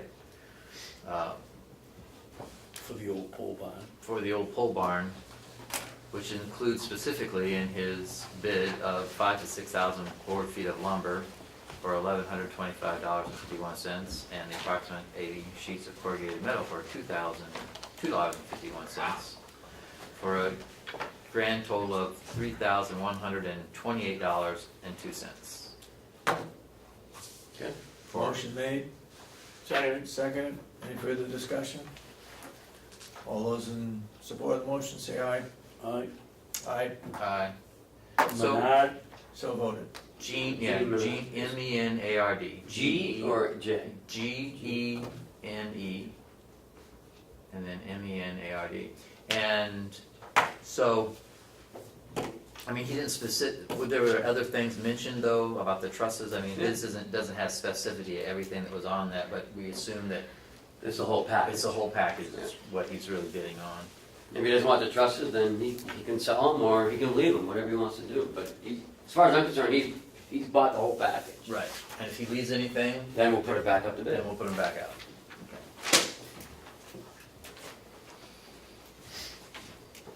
Okay, we voted on that, right? That was surprising. I didn't think we'd get that much. Cheryl, we voted on it? Yes, you did. Okay. Was unanimous? Okay, moving on. Is Howie coming? He was talking to John, I think. Okay.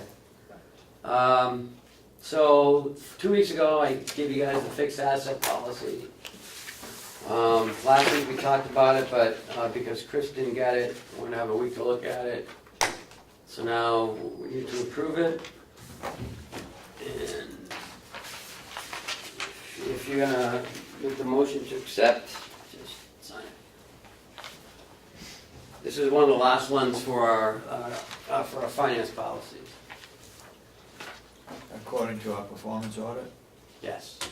And according to our auditors, she was very impressed with that and mention it in her thoughts in the management letter. She feels that the only policy she thinks we need is a fund balance policy, which will be forthcoming as soon as Chuck writes it. He started it. Do we have one on capital improvements? No. I don't know if we have a policy on capital improvements. Okay. All right, do I hear a motion? Make a motion, we accept the internal control policy for fixed assets. Second. Any further discussion? All those in support of the motion say aye. All right. Aye. Aye. Unanimous? Aye. Sign it. You need 2 copies? No? Or if you want to do that, we're fine. The more the merrier.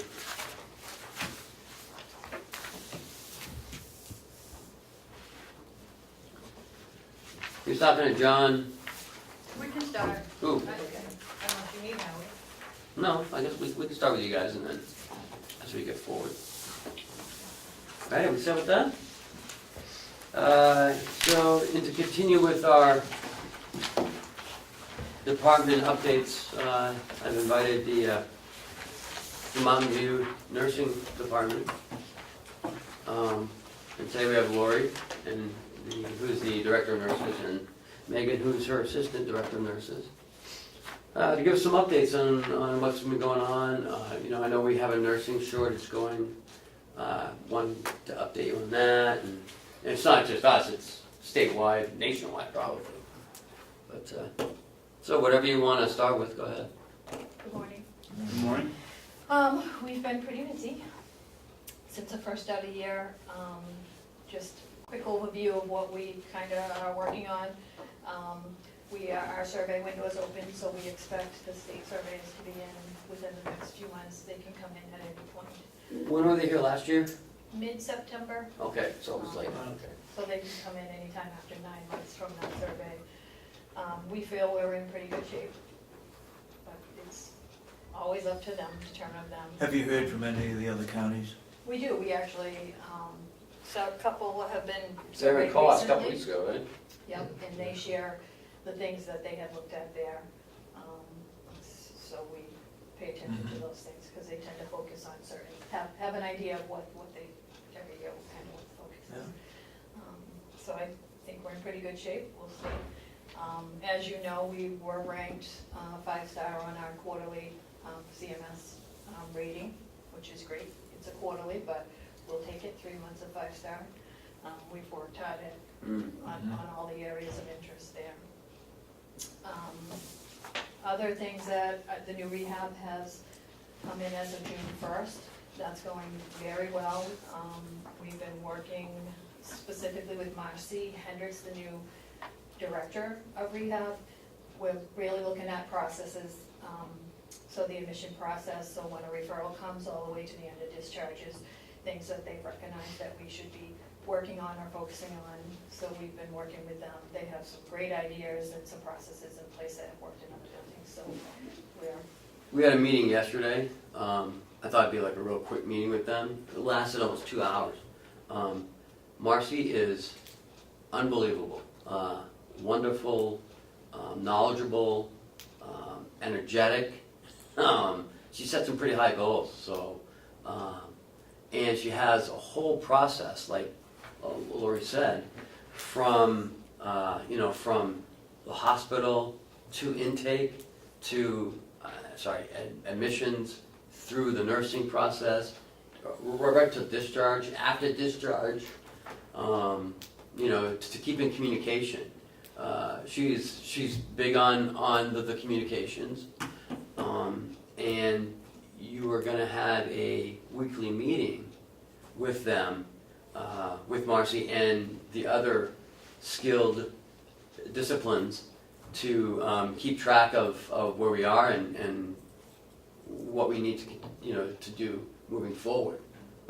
I think she's going to be a great asset, and Health Pro sounds like it's going to be what we've been looking for. So, Yeah. Sorry to interrupt. that's okay. And we were fortunate that we were able to interview the program director and give our input on what we felt the needs of the building were. So Howie and I participated and were able to make that recommendation, and we highly recommended Marcy. She's great. Looking forward to working with her in the future. Now, nursing will have a big role in that as well too, right? We do, we always have. We do have a morning meeting now, currently a weekly meeting. We're just gonna focus it a little more on what's needed with the skilled patient as opposed to everybody that their therapy is looking at. It's gonna be more focused on the Med A, our skilled patients, is really the purpose of the meeting, and that's what other facilities are doing.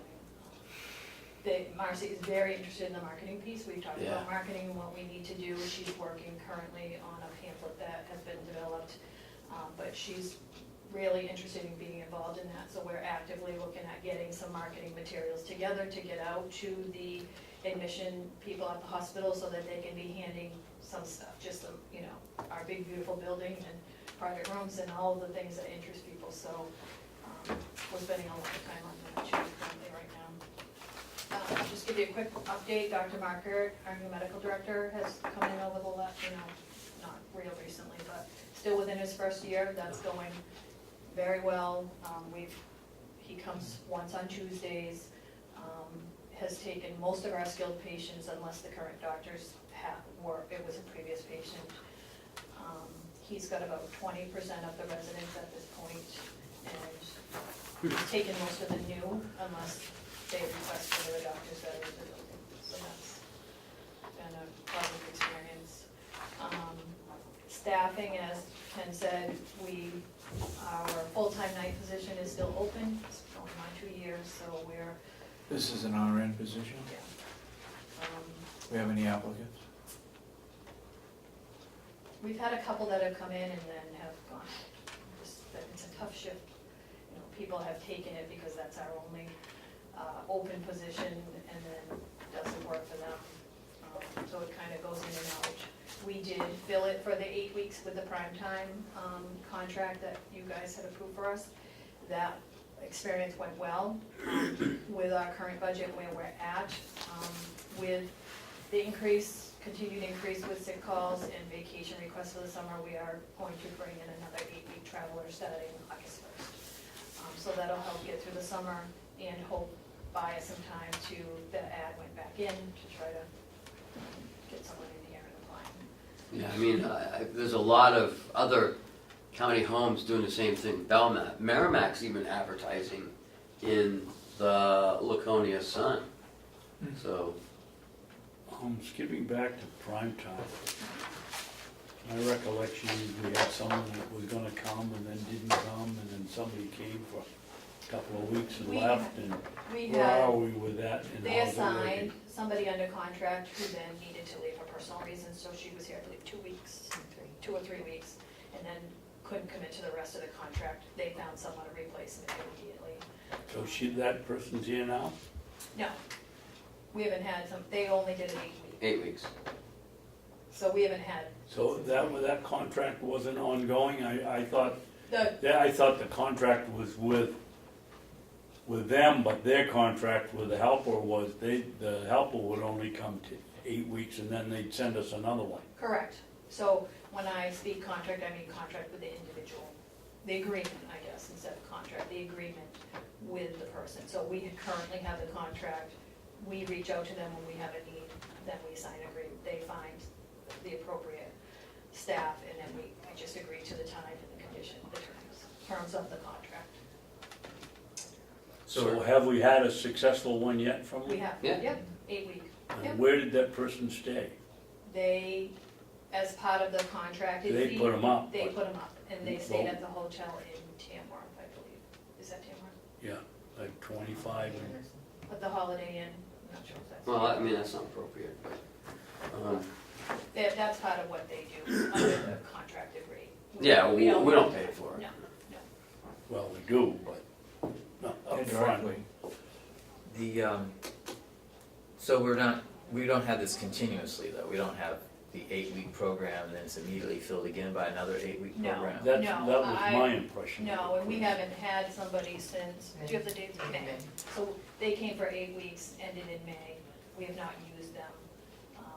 So So the position is vacant? No, we've been trying to fill it with our own staff and Oh. ourselves covering the night shift. And what is the problem if it was successful with prime time, bringing another one in? I'm sorry, I don't, Why not?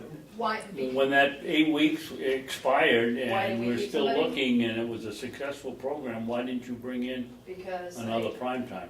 because of budget. Yeah. I don't have enough money in my agency line to cover a consistent staff at that rate. Oh, okay. But I thought we determined that that having the contracted people was less money than agency people. But we determined that they were less per hour. It is, but it still comes from my agency line, and currently right now, we're at 55% for the year, Okay. so. I mean, we can transfer, but, you know, I'm letting Lori, you know, do it, you know, the way she feels that she needs to do it, so. Well, I guess I can see that if you're in the process of trying to hire someone permanently, and if you have someone already contracted for the next 8-week period, Mhm. then someone you hired might not be able to start for another 12 weeks, depending on when you have to give them notice that you want another person, and how long that takes between when you say, I want someone else, and how long it takes to get that person to get the spot filled. Right, but we don't know if someone's gonna walk through the door and want a night shift position. How long does it take to get a traveler in? A day, 2 days, week? Month? I make the request, they look for a good candidate, somebody that is agreeable to come to New Hampshire so that they don't have issues. That's You know, a they good want, point. they gotta find someone that's willing to come into that, And what's the but time? usually- usually within a week. Okay. And then we just set a date up. Sometimes they're in a contract in California, so, Mhm. you know, so this one, it took them a few weeks to set it up. She ended her contract with the other state and is available to us as of August 1st. So it takes a little bit of coordinating, Mhm. and if our staff is looking, you know, there are some staff who want some overtime. Obviously, that's still cheaper if we're utilizing our own staff. So we do our schedule the month in advance. So July 15th, our schedule is considered final for August. When you got 25 holes on 11 to 7 and no staff in the sub, then you have to look at how to fit that. And Mhm. for August, there was a significant need. So we've been able to manage. Laurie, the next time you get one of these prime timers in for an extended stay, would you make a point, or at least me, I don't know how the others feel, but introducing us if we're over for lunch or something, that, Lunch, They're he's on- gone at lunch. well, Happy at They're there breakfast. on night shift. breakfast, or, I never even knew there was somebody here, and I would like to thank them for Sure, if I see you coming in. prior to 7 AM, I'll be glad to introduce you, Okay. because they leave at 7. So it's our night shift that we're.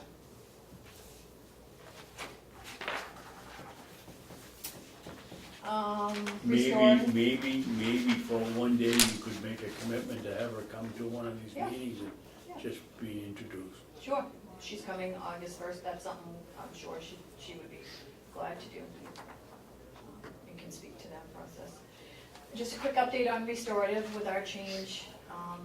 We have the full-time restorative on duty 7 to 3. We have an aide filling in on the opposite weekend.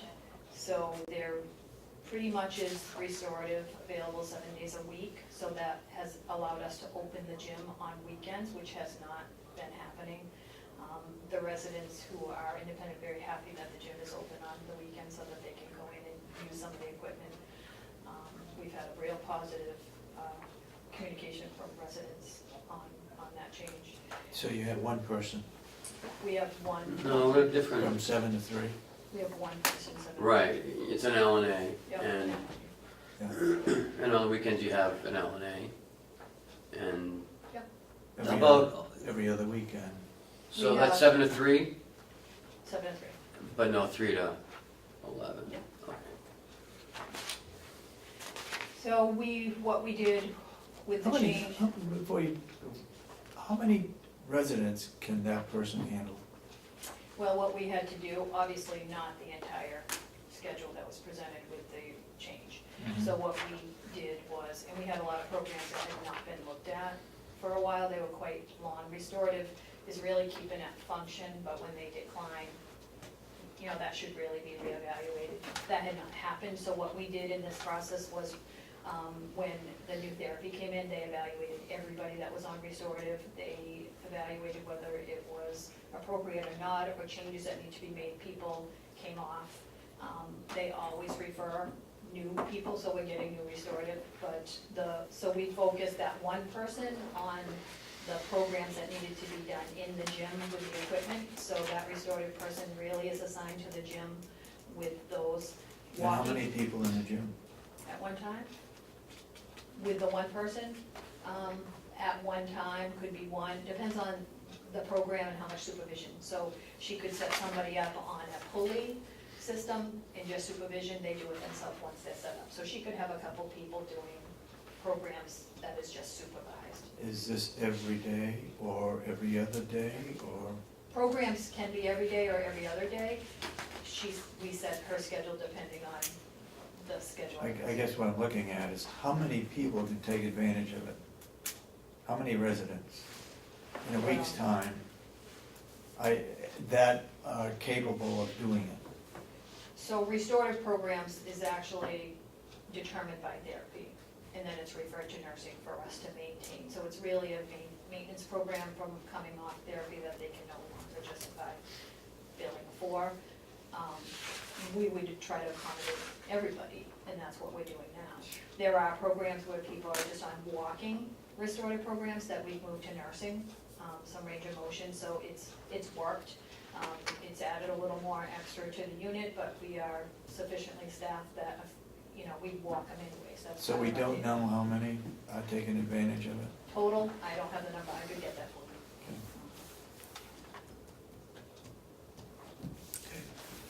I would say on approximately 35 to 40 residents currently on the restorative program. Out So of- she's very busy, but it's Yeah. working. Out of how many that could do it? Are we meeting half of the residents that are capable of? I think we're taking meeting advantage? 100% of. Yes, I think what happens is that the therapy department, once they've run out of being able to bill for them under therapy, then they refer them to restorative. So that's the determination of who needs restorative. And so those people are that need is being met at 100%. 100%. Your question is, do you feel that there's perhaps other folks that could use it, and are we They're meeting not the getting it. need Right. beyond what they're being referred? Yeah, I think anybody that's where that we're going needs here. it would get a referral to therapy. Therapy would evaluate, probably work with them at some point, and then determine whether a restorative would be appropriate or not. We're meeting 100% of what's being referred to us. Budget, the only other thing I had was budget. We're doing well, I think. Ken? Yeah. You can confirm that, we're watching it.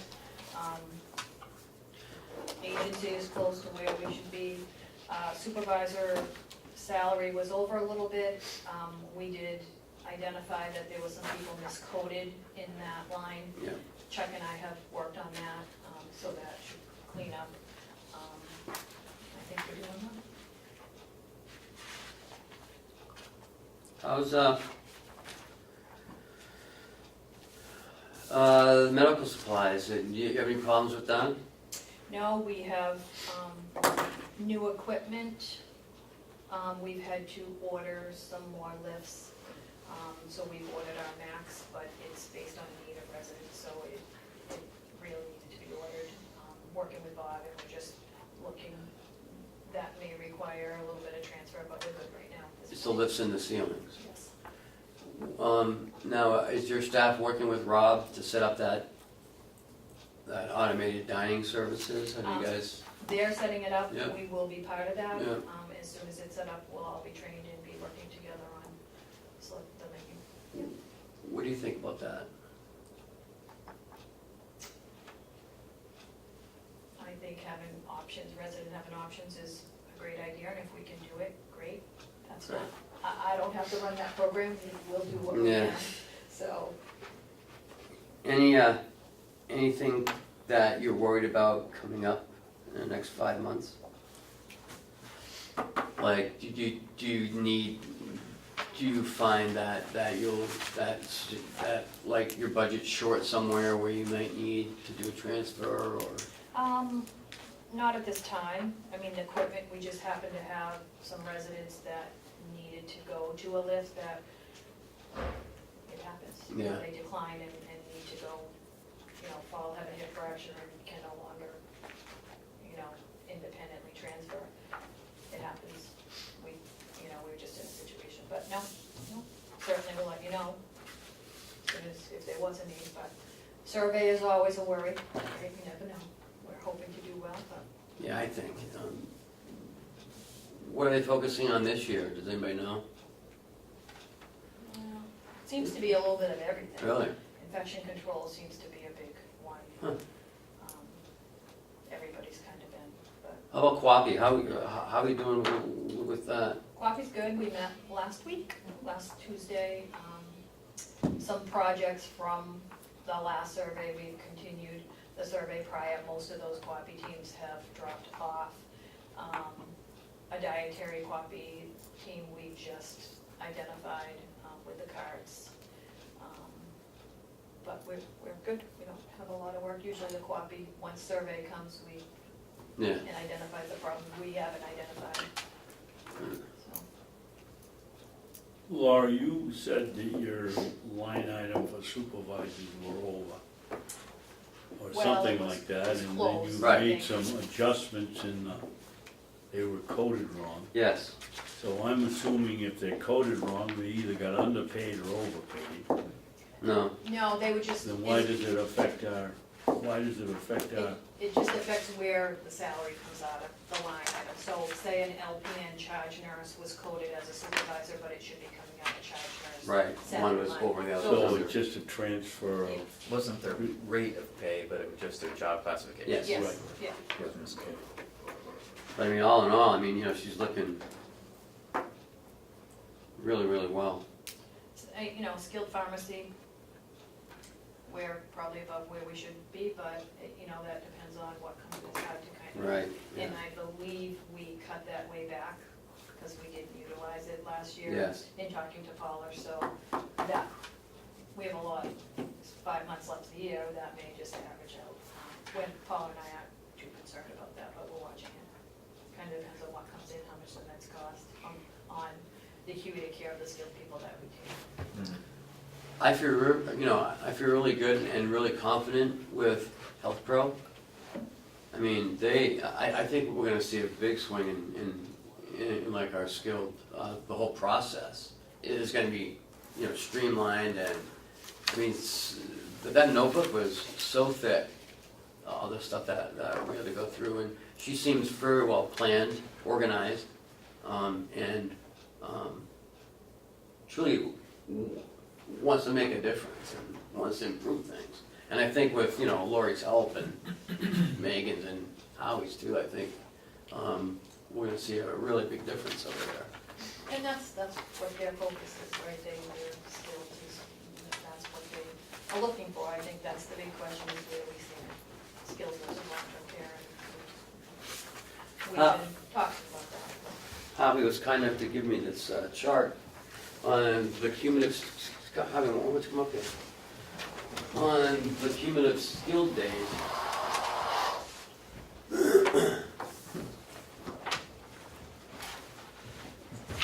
The red line is this year, the dotted line is last year, and the solid black line is 2014, the year before.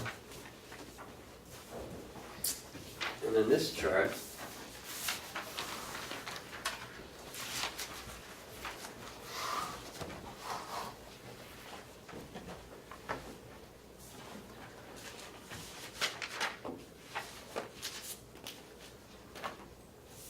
That chart takes takes the formal financial reports, income, and separates out the skilled Med-A and Med-B. Because when you look at them separately, the percentages tend to distort. When you combine them together, we're almost right on the mark at 49%. But when you look at it quickly, it looks like skilled is way over. No, skilled is right where we budgeted. It's, No, Now, no. Med B is low, but we're gonna be recovering from that thanks to Health Pro. I learned yesterday, and maybe, I don't know if I was sleeping at that point, but,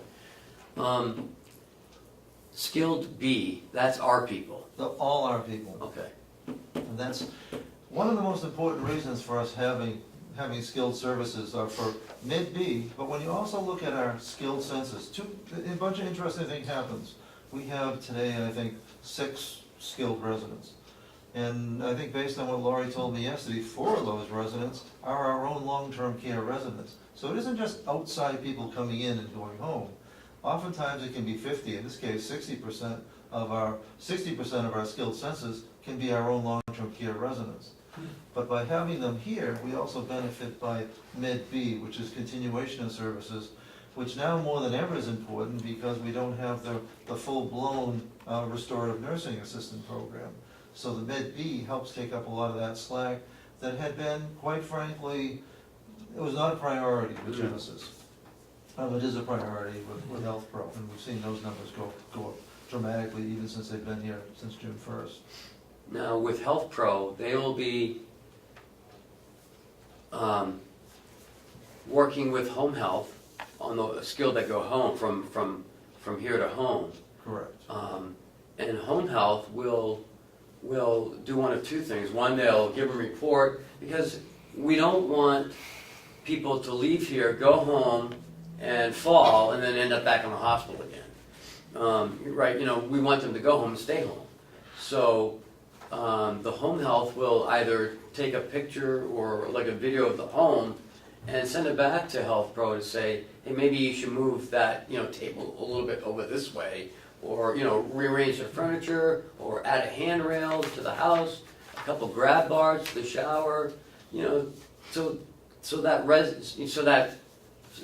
person at home doesn't fall again and end up back in the hospital, because that doesn't make it look good for anybody. The day is coming within the next few years where Medicare is going to pay for a hospital admission. The hospital is going to manage all the care through skilled care with us and also to the home care. If somebody's readmitted within 30 days, the hospital's not going to get as much money. They're going to cut back what we get paid. They're going to cut back what home care gets paid. So it's going to be very outcome oriented. So they're going to, they call it financially incentivized. It's really financially punished. Anything that anything that results in a premature return to the hospital. But Health Pro is right on top of that. They're not waiting for it to become a financial problem. They want to do it. They're looking at it from a quality perspective. And why that's important to us, we want to have happy people, successful visits, whether they're long-term or short-term, so that we can turn that into marketing that's going to make it more attractive for county people to come here. Now, if I can, another point that I just want to clarify that's easy to get confused about when we talk about skilled, in terms of, sometimes it gets talked about just in financial terms, and it's assumptions made that a skilled resident is different than a resident. The fact that somebody's getting rehab services tells us nothing about their financial ability to pay. They could well be Medicaid eligible. They might not be. They could be private pay. But that isn't the decision that we're making when we're serving county residents. We're serving county residents who need that level of care. We're looking at a kind of a resident mix. And our resident mix is really based on four different service areas. We have our memory support, Alzheimer's care. We have traditional long-term care. We have skilled, but we also have hospice. And hospice is we do have people that get extensive care in their own home, but at some point, their home isn't conducive to those last weeks or last couple months of care, and people come to us for hospice care. And we're proud of the hospice care we're able to provide. But we're trying to serve the county residents in as many different ways as there are our needs for a nursing home to provide for. And,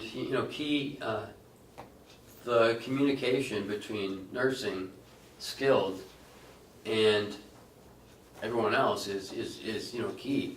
And I like the fact that Lori wants to have these meetings, so that she's aware of what's going on. Excuse me. And that the communication is, flowing through the building. Definitely. So again, I think, Health Pro is going to be a a true Big partner. plus. They're a real, they're, for the first time, they're a real true partner. Right, yeah, absolutely, absolutely. I've got a couple of questions. Go ahead. Is everybody done? I interrupted Howie, I'm sorry. No, I'm done.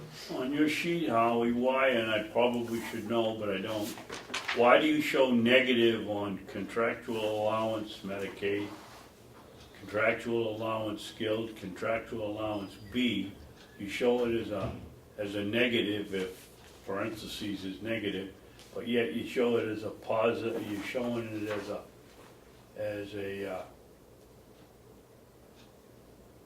no, you're not showing it as a positive. Well, but you raise a good question. The short answer is, Why are they showing as a negative? proper accounting requires it. And it's also done but for good reason. If we bill Medicare, we're all aware that sometimes when you bill insurance, they're only gonna pay you 80% of something. Right? Well, that 20% that they're not paying isn't bad debt, it's a contractual allowance. And a proper accounting tells you to take that up front. Okay, so basically a contractual allowance is the difference between what you've established with Medicaid as what they're gonna pay as a percentage of the real It's a discount. discount. And it's essentially how a discount. we budget. Right. It's in our budget. It's in our budget this year. The other one, where is the income from meals coming from? Are these from people that come in from, see the residents, or? Well, they're our guests down the hill. That's from House Oh, of okay, Correction. all right, I didn't even think of that. And why no interest income in 6 months? Interest income? Well, we don't have any funds that would generate interest. Don't we I have take the to money believe- and put it in a bank? I have to believe that was we don't have, Mountain View doesn't have funds. I have to believe that We account use was that. created, as a holdover from when we were an enterprise fund, and it wasn't even used then. Okay, So I think We that's get a maybe like placeholder. 80 cents, 90 cents. I think in the budget's 80 cents. Yeah, we don't have any interest.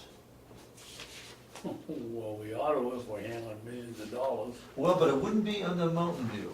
That would be on the county. Under the county, the bid. general fund. Back when we were an enterprise fund, it Then was it would. probably a placeholder account. The registered deeds are $104. Have you got a good place to invest money? My farm. At more than 0.5%. Invested produce. I think on the contractual allowance is part of what it is, you can correct me if I'm wrong, is that everyone who stays there gets the same bill. Everyone gets charged the same. We'll just say it's $350, it's a little, we'll just say everyone gets charged $350 a day. Well, the contractual allowance is, well, we know that the people from Medicaid, they're only gonna pay the $160, so the contractual allowance is the difference between what the rack rate is, what we Exactly. charge everyone, versus what we actually get paid. So these numbers reflect the boarding days, they're all at the same rate. Correct. And those numbers you see at the top, those are all at the same rate. And then at the bottom, they're just subtracted out what the differential is between what everyone gets paid, everyone gets charged versus what we actually we expect to receive. get paid. Because remember, we bill out at the private rate, or the private day rate, whatever. Because we're obligated, because you can never charge a private person less than what Medicaid's paying. Right. Any more questions? Yeah, last week we had social services in. And did you get that worked out? On the 6th, 3 empty beds? We never keep, our goal is to have one empty bed. Right. Our goal is to never have more than one empty bed, and then only for half the time. But what we've had, and so that you know that the situation is, that this month, 4, 5, we've had between deaths and discharges to home, we've had eight vacancies. And yet we've had only 3 admissions, we have another admission coming today.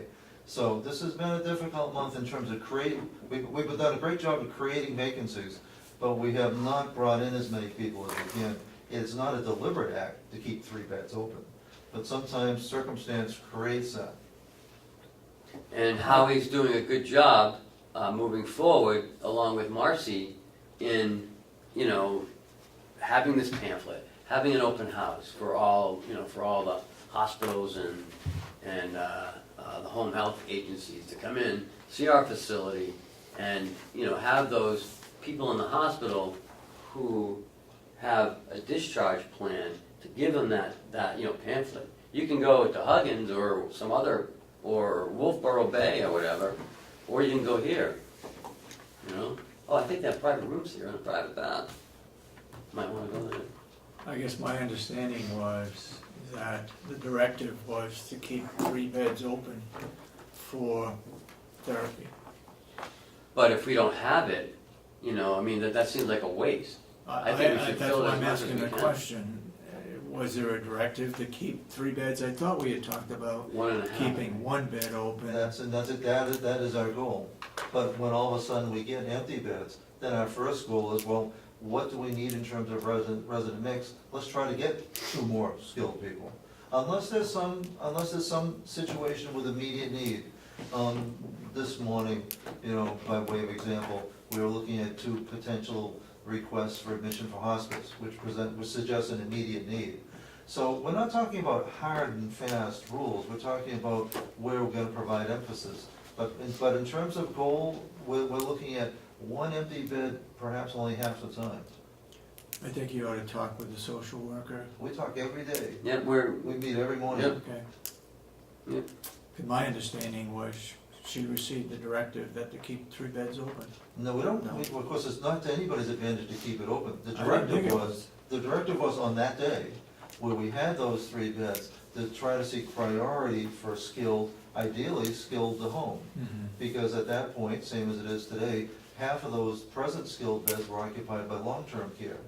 So you were getting a snapshot which doesn't reflect the whole, it could well have reflected that day, but it's not anybody's interest to keep 3 beds Right. open.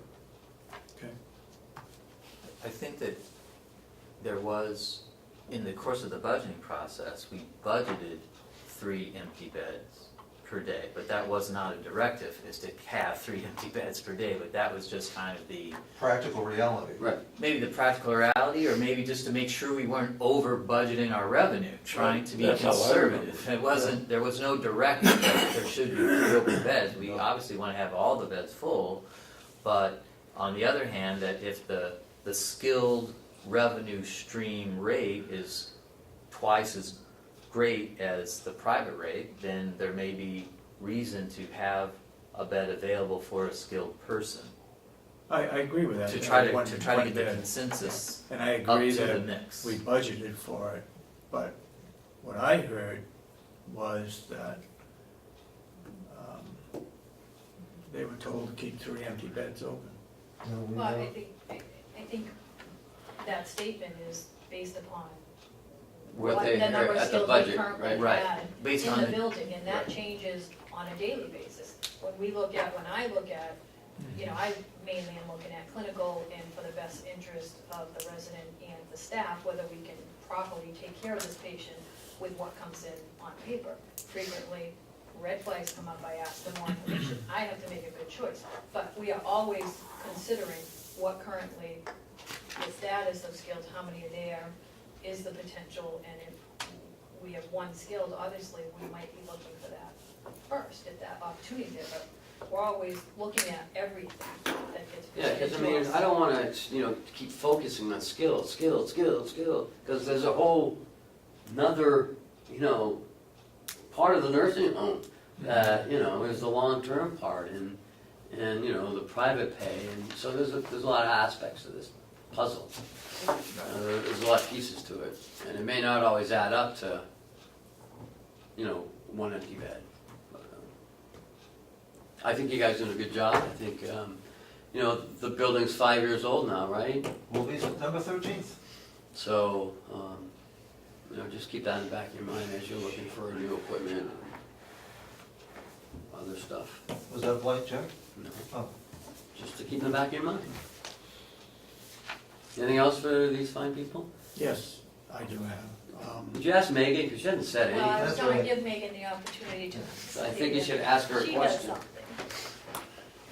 I don't. She's Well, I hit anxious. the nail on the head with all the things that are going on. I guess one thing that, you know, I don't want to be the fly in the ointment, but There's always one. yeah, someone's got to be one, but the pro share money is all in here, and Got more than we thought we were gonna get. no, No, we didn't. we're only at 6 months, is what he's saying. Yeah, see, I mean, the reflection of, we have all the pro share money now, but, and that's 1.2 million, but really at that level, we should only be attributing half of that money.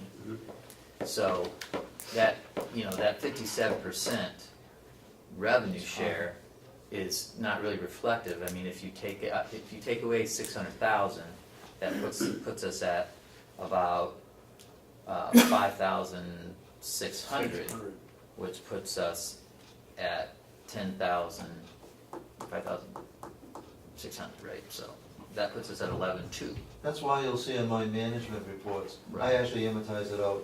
Right, you monthly- do. Monthly, because it distorts it. But we didn't wanna present figures that were at all different than what was being presented to the delegation. Right. Because that's the worst possible thing, for there to be confusion. But what you're noting is exactly right. The MQIP by, which is line 045, that's quarterly, so that's relatively on target. That one's on target. On a quarterly report. But even if you take the pro share money and do that amortization, and you take away the 600,000, you get, you know, 5,600 at the half year, and if you double that, you get 11,200,000, and we budgeted for 10,950,000. So it's Still still ahead. positive. Oh, yeah. Still ahead. You know, but it's, you know, I just, you know, full disclosure, that money just comes once a year. And it was a good year for that too, but there's no way to know from year to year. I don't think it'll be as good next year. I think this was the. It was down though. Yeah, It was down from the you're year down before. 100,000. Yeah. But some of the predictions, I mean, some of the county homes had actually cut what they had from the previous years, so we're glad to get what we did. Yeah, I don't want to be too optimistic next year, but. Anything else? If we're all done, I would like to go into non-public while these people are still here. I'd like to go, Under which, I'd make a motion that session 1 and 3 under RSA 91A3 paragraph 2C matters which, if discussed in public, would likely affect adversely the reputation of any person other than a member of the body or agency itself, unless such person requests an open meeting. I would also like to, since we're gonna be in non-public, that we go into non-public for session 2 also at the same time. And that is RSA 91A3 paragraph 2E, consideration of pending litigation which has been threatened in writing or filed against this public body or any subdivision thereof, or against any member thereof because of his or her membership therein, until such claim or litigation has been fully adjudicated or otherwise settled. Seconded. Could we have a roll call? Commissioner Ahlgren, yes. Commissioner Sorensen. Yes. Commissioner Babson. Yes. Okay, we're in non-public, John.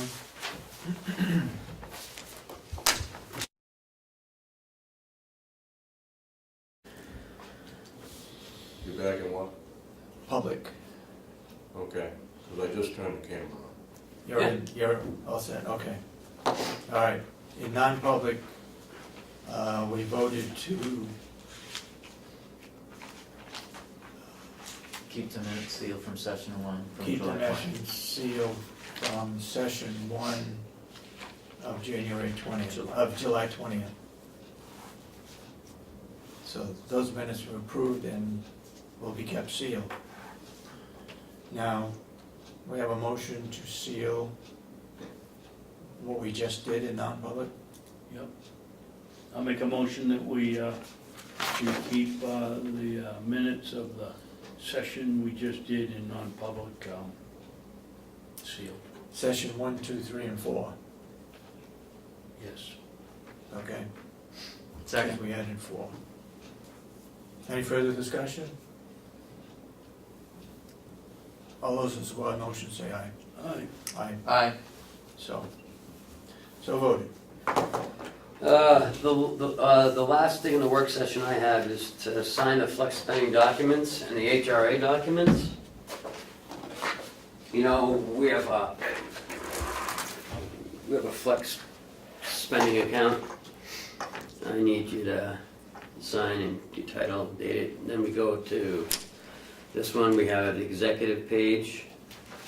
And then we do the cafeteria plan, same thing. And sign. And Sorensen's Sap House is the collateral on those? No, Yeah. it's our cards that we have, our flex Oh. spending cards And the HRA. I'd like a and the motion. HRA. I'd like a motion from the board to give me permission to sign this. I'll make a motion that we give Chairman Sorensen permission to sign the what do you call them? Flex spending documents. and the HRA HRA documents. documents. HRA documents. Second? What? All those in support of the motion, say aye. Aye. Aye. So voted.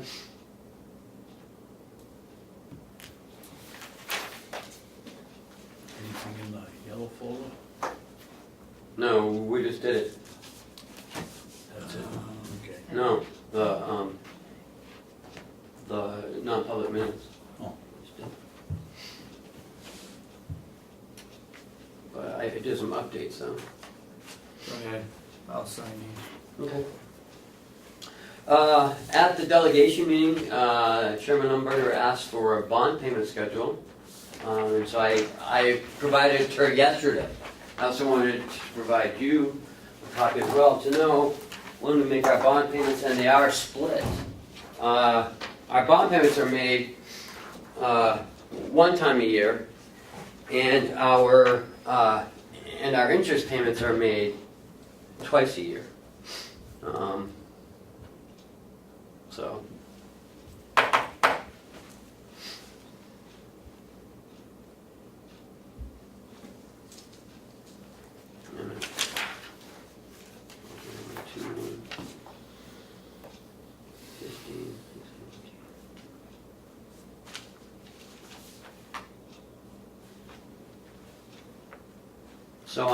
So for instance, this year, on February 1st, we made an interest payment of $329,734. And then in August, we made another interest payment of $329,734 and a principal payment of $1.175. So that's why in the budget, only half the interest was spent in the second quarter, and no principal was spent. So I forwarded this off to her yesterday. I have not got a confirmation.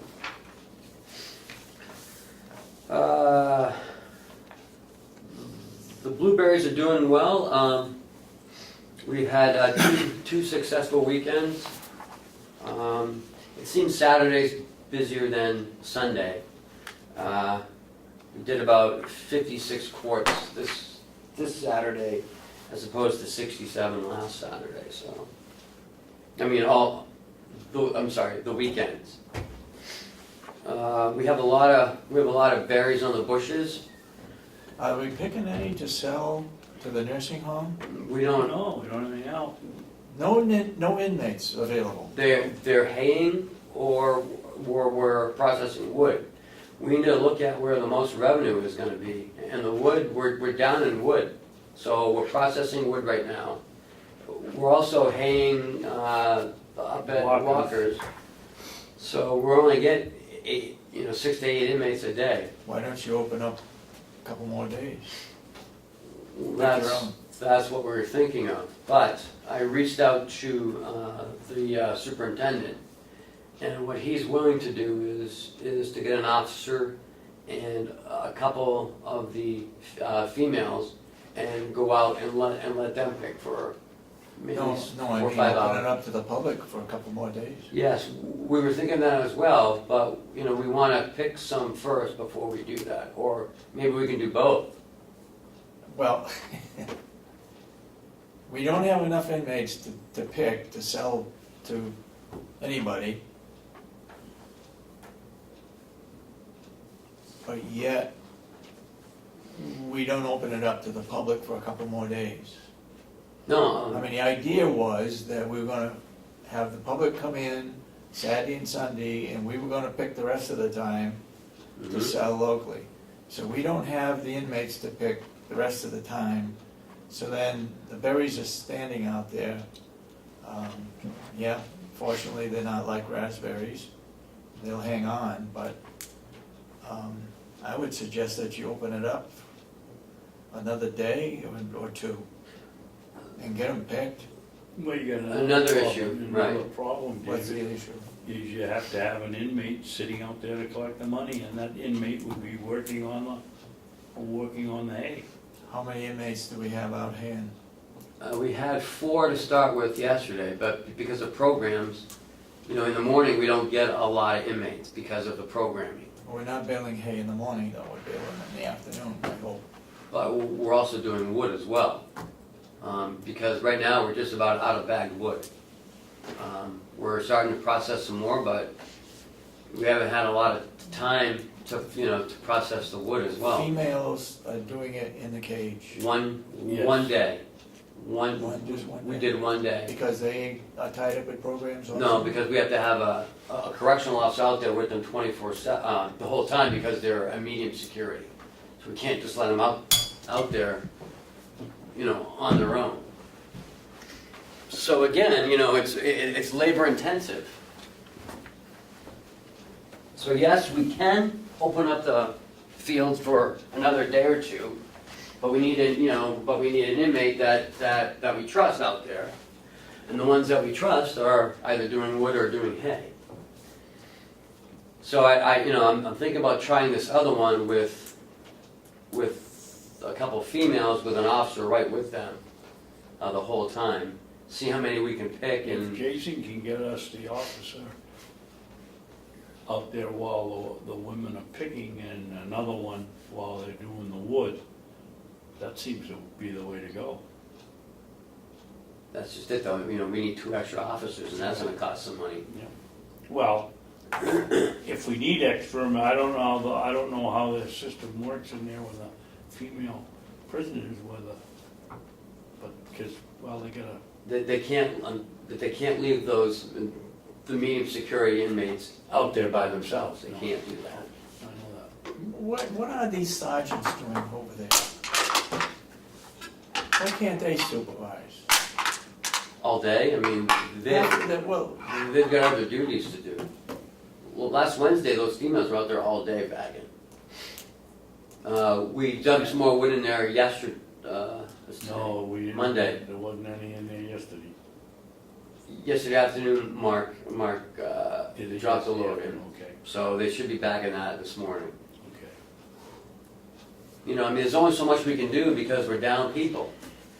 And And but so, you got sergeants over there that are training and doing many different things. It bothers me to think that a sergeant can't supervise blueberry picking or whatever. no, I can talk to Jason, but, they have other duties they have to do. It's not just, I'm sure they're relieving people when they're eating lunch. I'm sure they're making sure things are, going well, doing intakes. they gotta be available if there's a crisis. I mean, I don't wanna put the jail at risk of not people being supervised, No, but and it's not the jail's responsibility, really. It comes down to the public works. Jason's been very helpful in providing us people to help. You've been far more helpful than with the last two. oh yeah, I believe I that. agree. So, What it comes I'll open down up for to another is- day or two, but I don't think a couple more days during the week, I don't know if we're gonna get more people or. Delegation had no idea what they were doing. when they I cut the guess budget. my feeling would be, don't mow the lawns, pick the blueberries, supervise the blueberries. If you're gonna get income from that, we're not getting any income from mowing lawns. We'll let the place go to heck because we don't have the help. You don't mean letting it go to heck, you mean Well, make it look on It'll camera. look. I mean, instead of mowing every week, maybe every 10 days, 12 days. I don't, in August, it doesn't grow fast in August. No, it doesn't. You're So I right. guess we can probably, Probably squeeze a couple squeeze of by days that, out of it. yeah. But We gotta do then, something. in August, no, all the blueberries are done. Probably in the middle of August, Yeah, maybe towards the end of August. so. All right, well, I'll try to work on that, but, on the weekends, it's been doing very well. The hay, we're still up at Walker's, we got the big field, small field, half the big field done yesterday. Willie's gonna cut the rest of the big field today. He says the quality, isn't as well as good as he thought it was gonna be up there. They do the fertilization up there, but he's thinking that the pH count might be off. He's looking at 300 bills less than last year, he's thinking. Really? Yeah. Up there anyways. Down here, boy, it looks like a second cut's ready to go. Yep. So.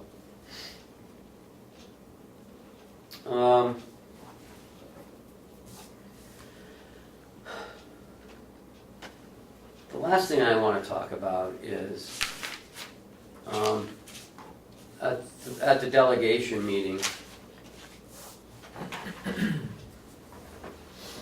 I just want to make a comment that Representative Cordelli made a comment during the audit presentation that it was inappropriate for me as the county administrator to tell our auditor not to share the management letter with the delegation.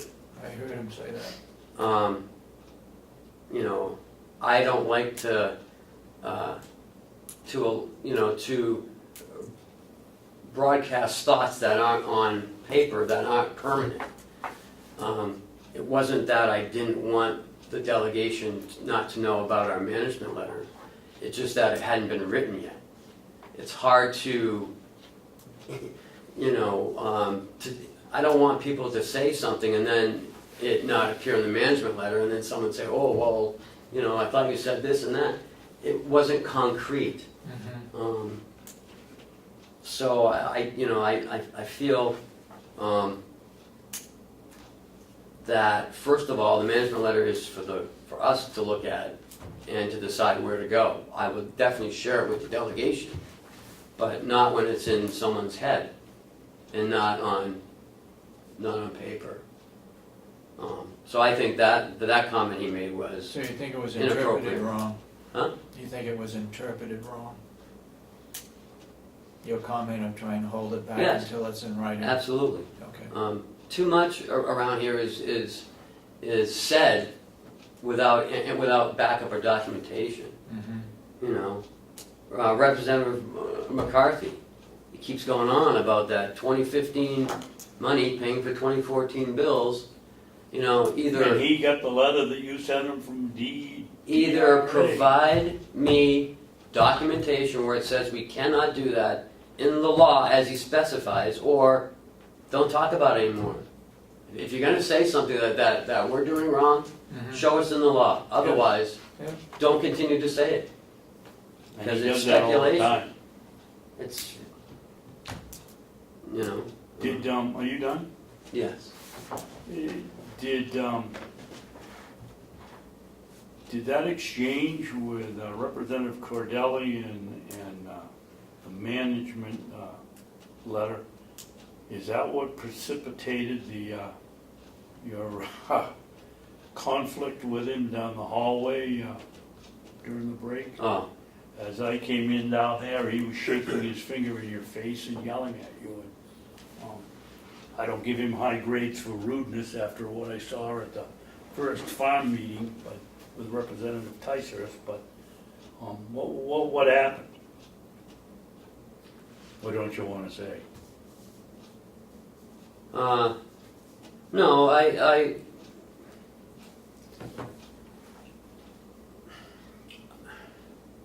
I think that I was talking to the auditor and he apparently jumped in and just trying to give her documentation to sway her thinking on a forensic audit. He gave her the Delta Dental report. He didn't know that we already gave it to her. And his comment to her was, well, while I was speaking to her, was, read this document, it may change your thinking on a forensic audit. And I said to him, do you feel that there's definitely fraud here, Representative? And it went south quickly from there. So, you know, if he would have shared it with me prior to giving it to our auditor, he would have known that we've already shared everything with her. All of these reports we've given to her. We're not hiding anything. And again, her comment was, it was bad management, laziness. What's not fraud? She's already read this report. So I just feel that he continues to... It's too bad we can't work together and try to communicate a little better. Let the auditor do her job, or the company do the job, and then when it's finished, then we can talk about it. Well, Right that's now, all, all we got is a draft. I mean, that's only part of it. There's no reason for rudeness. And as far as I'm concerned, he was rude. I don't think Representative Umberger's comment to Cheryl was needed about how an expert she is on tutorials. Oh, she didn't need a tutorial? Yeah, Well, maybe someone else did in the audience, I don't know. I know. Well, I know one person that did. And then we had Representative Cordelli come down to our office yesterday. He did say good morning to everybody. He went right over to the copier and started running off copies. He didn't ask. The polite thing to do is to, are you using the copier, or could I use the copy, or could I make a couple of copies? Didn't say anything, just ran over, put his stuff in and started pushing the button. And I think as a board that we ought to set a policy that nobody uses that copier except the office down there without their permission. You shouldn't even need it, but that's what we have to do. Costs us money to run the printer. I think I'm gonna send him an email today, because there's some other issues that happened that I haven't shared, so. But, I need to take care of that because it's getting out of control. I mean, he shouldn't be ordering sconges for the delegation, which he did. Oh, you heard about that? Yeah. And then the lady over there said he wasn't very nice, so, I don't know. They appropriate the money. We manage the county. That's the step I think he's missing.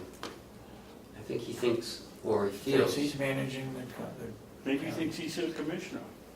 I don't know, I mean, How much do we charge for a copy? Anybody puts Carol? in a copy, how much do we charge? I believe, I have to look back, but I believe it's 50 cents. 50 cents a copy? Yeah, And he made at least No, 20 very often. copies there. yeah. We don't very often have anybody come in, but I believe you guys had written a policy. Well, then we start charging the delegation 50 cents a copy if a delegation member uses the photocopy machine. I mean, it's costing us money, they're cutting our budget. but then- if it's for a delegation meeting, then I don't mind. Yeah, But he didn't pass anything out to me, so, or anybody else that I saw, especially 20 copies. I didn't get a copy of what he. Well, I had asked for a copy, you did. because Representative Umberger had asked him to scan it and email it, and then when I asked if he's gonna email it, then that becomes a document. Mhm. And I just wanted to see what he was emailing. And then she said he wasn't emailing anything, but I listened to the tape and she said to scan it and email it to us. So I don't. I just feel that, what he said about what I did was inappropriate for him to say that. And, I make recommendations based on what I feel is the right way to do things. And I had asked her not to share any of the stuff because it's not on paper yet, it's concrete. Yeah, And I'd like to review it first, so, okay, and then share it with you guys. But, all right, you got anything else? no, that's it. Commissioners got anything? Oh, only that I came up twice and sat out there with the Blueberry Boys for a couple hours at a time. And it went very well on Saturday, but it didn't go so well on Sunday. Because it's too hot? No, I think people go to church and Sunday morning they take I their had kids to people come on breakfast. Sundays. Well, I mean, you're the commissioner, they all come to see you, they don't come to see the inmates. And I talked to him about being a commissioner and what goes on here at the county too. Well, anyway, whatever the reason is, David, the first day it rained, so that's the first Sunday, that explains that. But this was a beautiful day, and people didn't come. But we're open in the morning on Sunday and Yeah. not much in the afternoon. They closed at 1 o'clock on Saturday because there were still some people here. No, they've So got they stayed. permission from Jason to stay out there as long as they feel people are coming. Hmm. And so the first day they stayed there, I think I sat there with Matt till about 3 o'clock. Wow. Wow. And That I didn't know. the other day, they closed up at 1 on Sunday because there was nobody coming. Did I So hear, maybe we ought to do some adjustment here and maybe make it Friday, Saturday, and Sunday, or Saturday, Sunday, and Monday, or did I hear that they had some comments or some suggestions for improvement? yeah. See, the first Saturday, one of the boys wrote up some suggestions for us and took it back to the jail, and I guess they had an shakedown or inspection or whatever you call it, and they just took it and ripped it up, so we never saw it. One of the things was, we do have the email list. They suggested we have a porta toilet out there, because some people asked to go to the bathroom. Willie, or Jason says, well, that's not a problem because there's a men's room and a ladies' room right in the foyer of the jail, which I didn't know. I could have sent somebody there. Willie took him over to I think it was Will, took him over to the maintenance building. One of the things was, we ought to put out a sheet like this of what do you do with the blueberries when you get them home? How do you freeze them? You don't wash them, you put them on a tray and freeze them and then put them in a bag. Yeah. He said, or eat them. Several people asked how you freeze them. And then there are questions of what to answer when people ask, are they gonna close the farm or are they not gonna close the farm? I said, well, if I were you, I wouldn't enter into that discussion. I just tell them they reduce the budget and let it go at that. But I didn't say that. I'll tell you, the two young men they have out there are pretty good examples of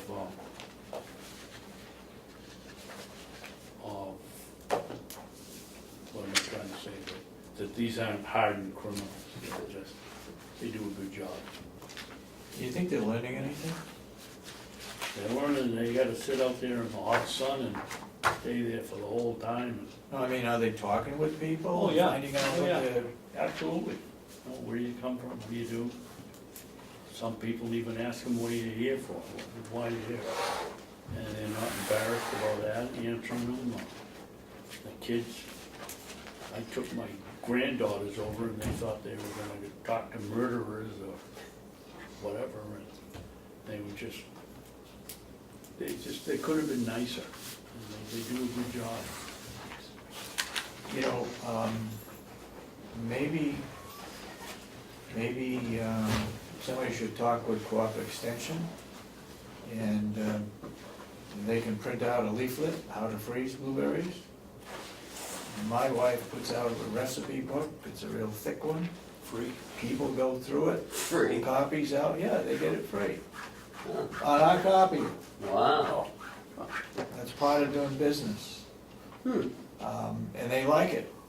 They like to look at the recipes and how to do different things with blueberries. Well, that was one of the suggestions we ought to have, if anybody has a special recipe, bring it in and print it out. But But- it never got here, so. The cooperative extension, I think, could help in that regard. Yep.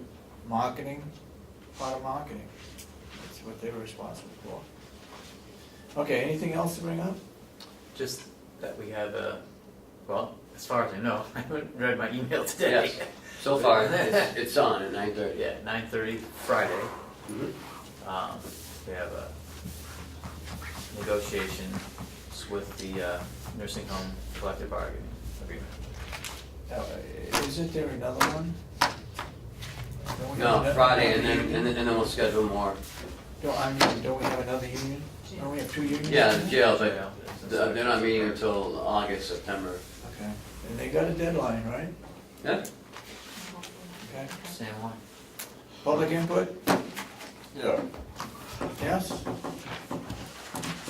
this morning you had an individual here present, but there was no formal introduction. I didn't even know what county was here on, for what purpose or where he was from. His name was what, Andy? No. Yeah, Yes. well, Yes, it was. was it Andy? I asked him, I said, Well, I understand that, but there was no formal presentation or introduction of who he was and why he was here. You were just For the sake of the watching the minutes, public, you that's know what all. I'm saying? Yeah. I mean, there was a conversation taking place, and I didn't know why he was here or who he was. Okay, Okay? point taken. Anything else? Is there a motion? lunch. Make a motion, we adjourn? Second. All those in favor of the motion say aye.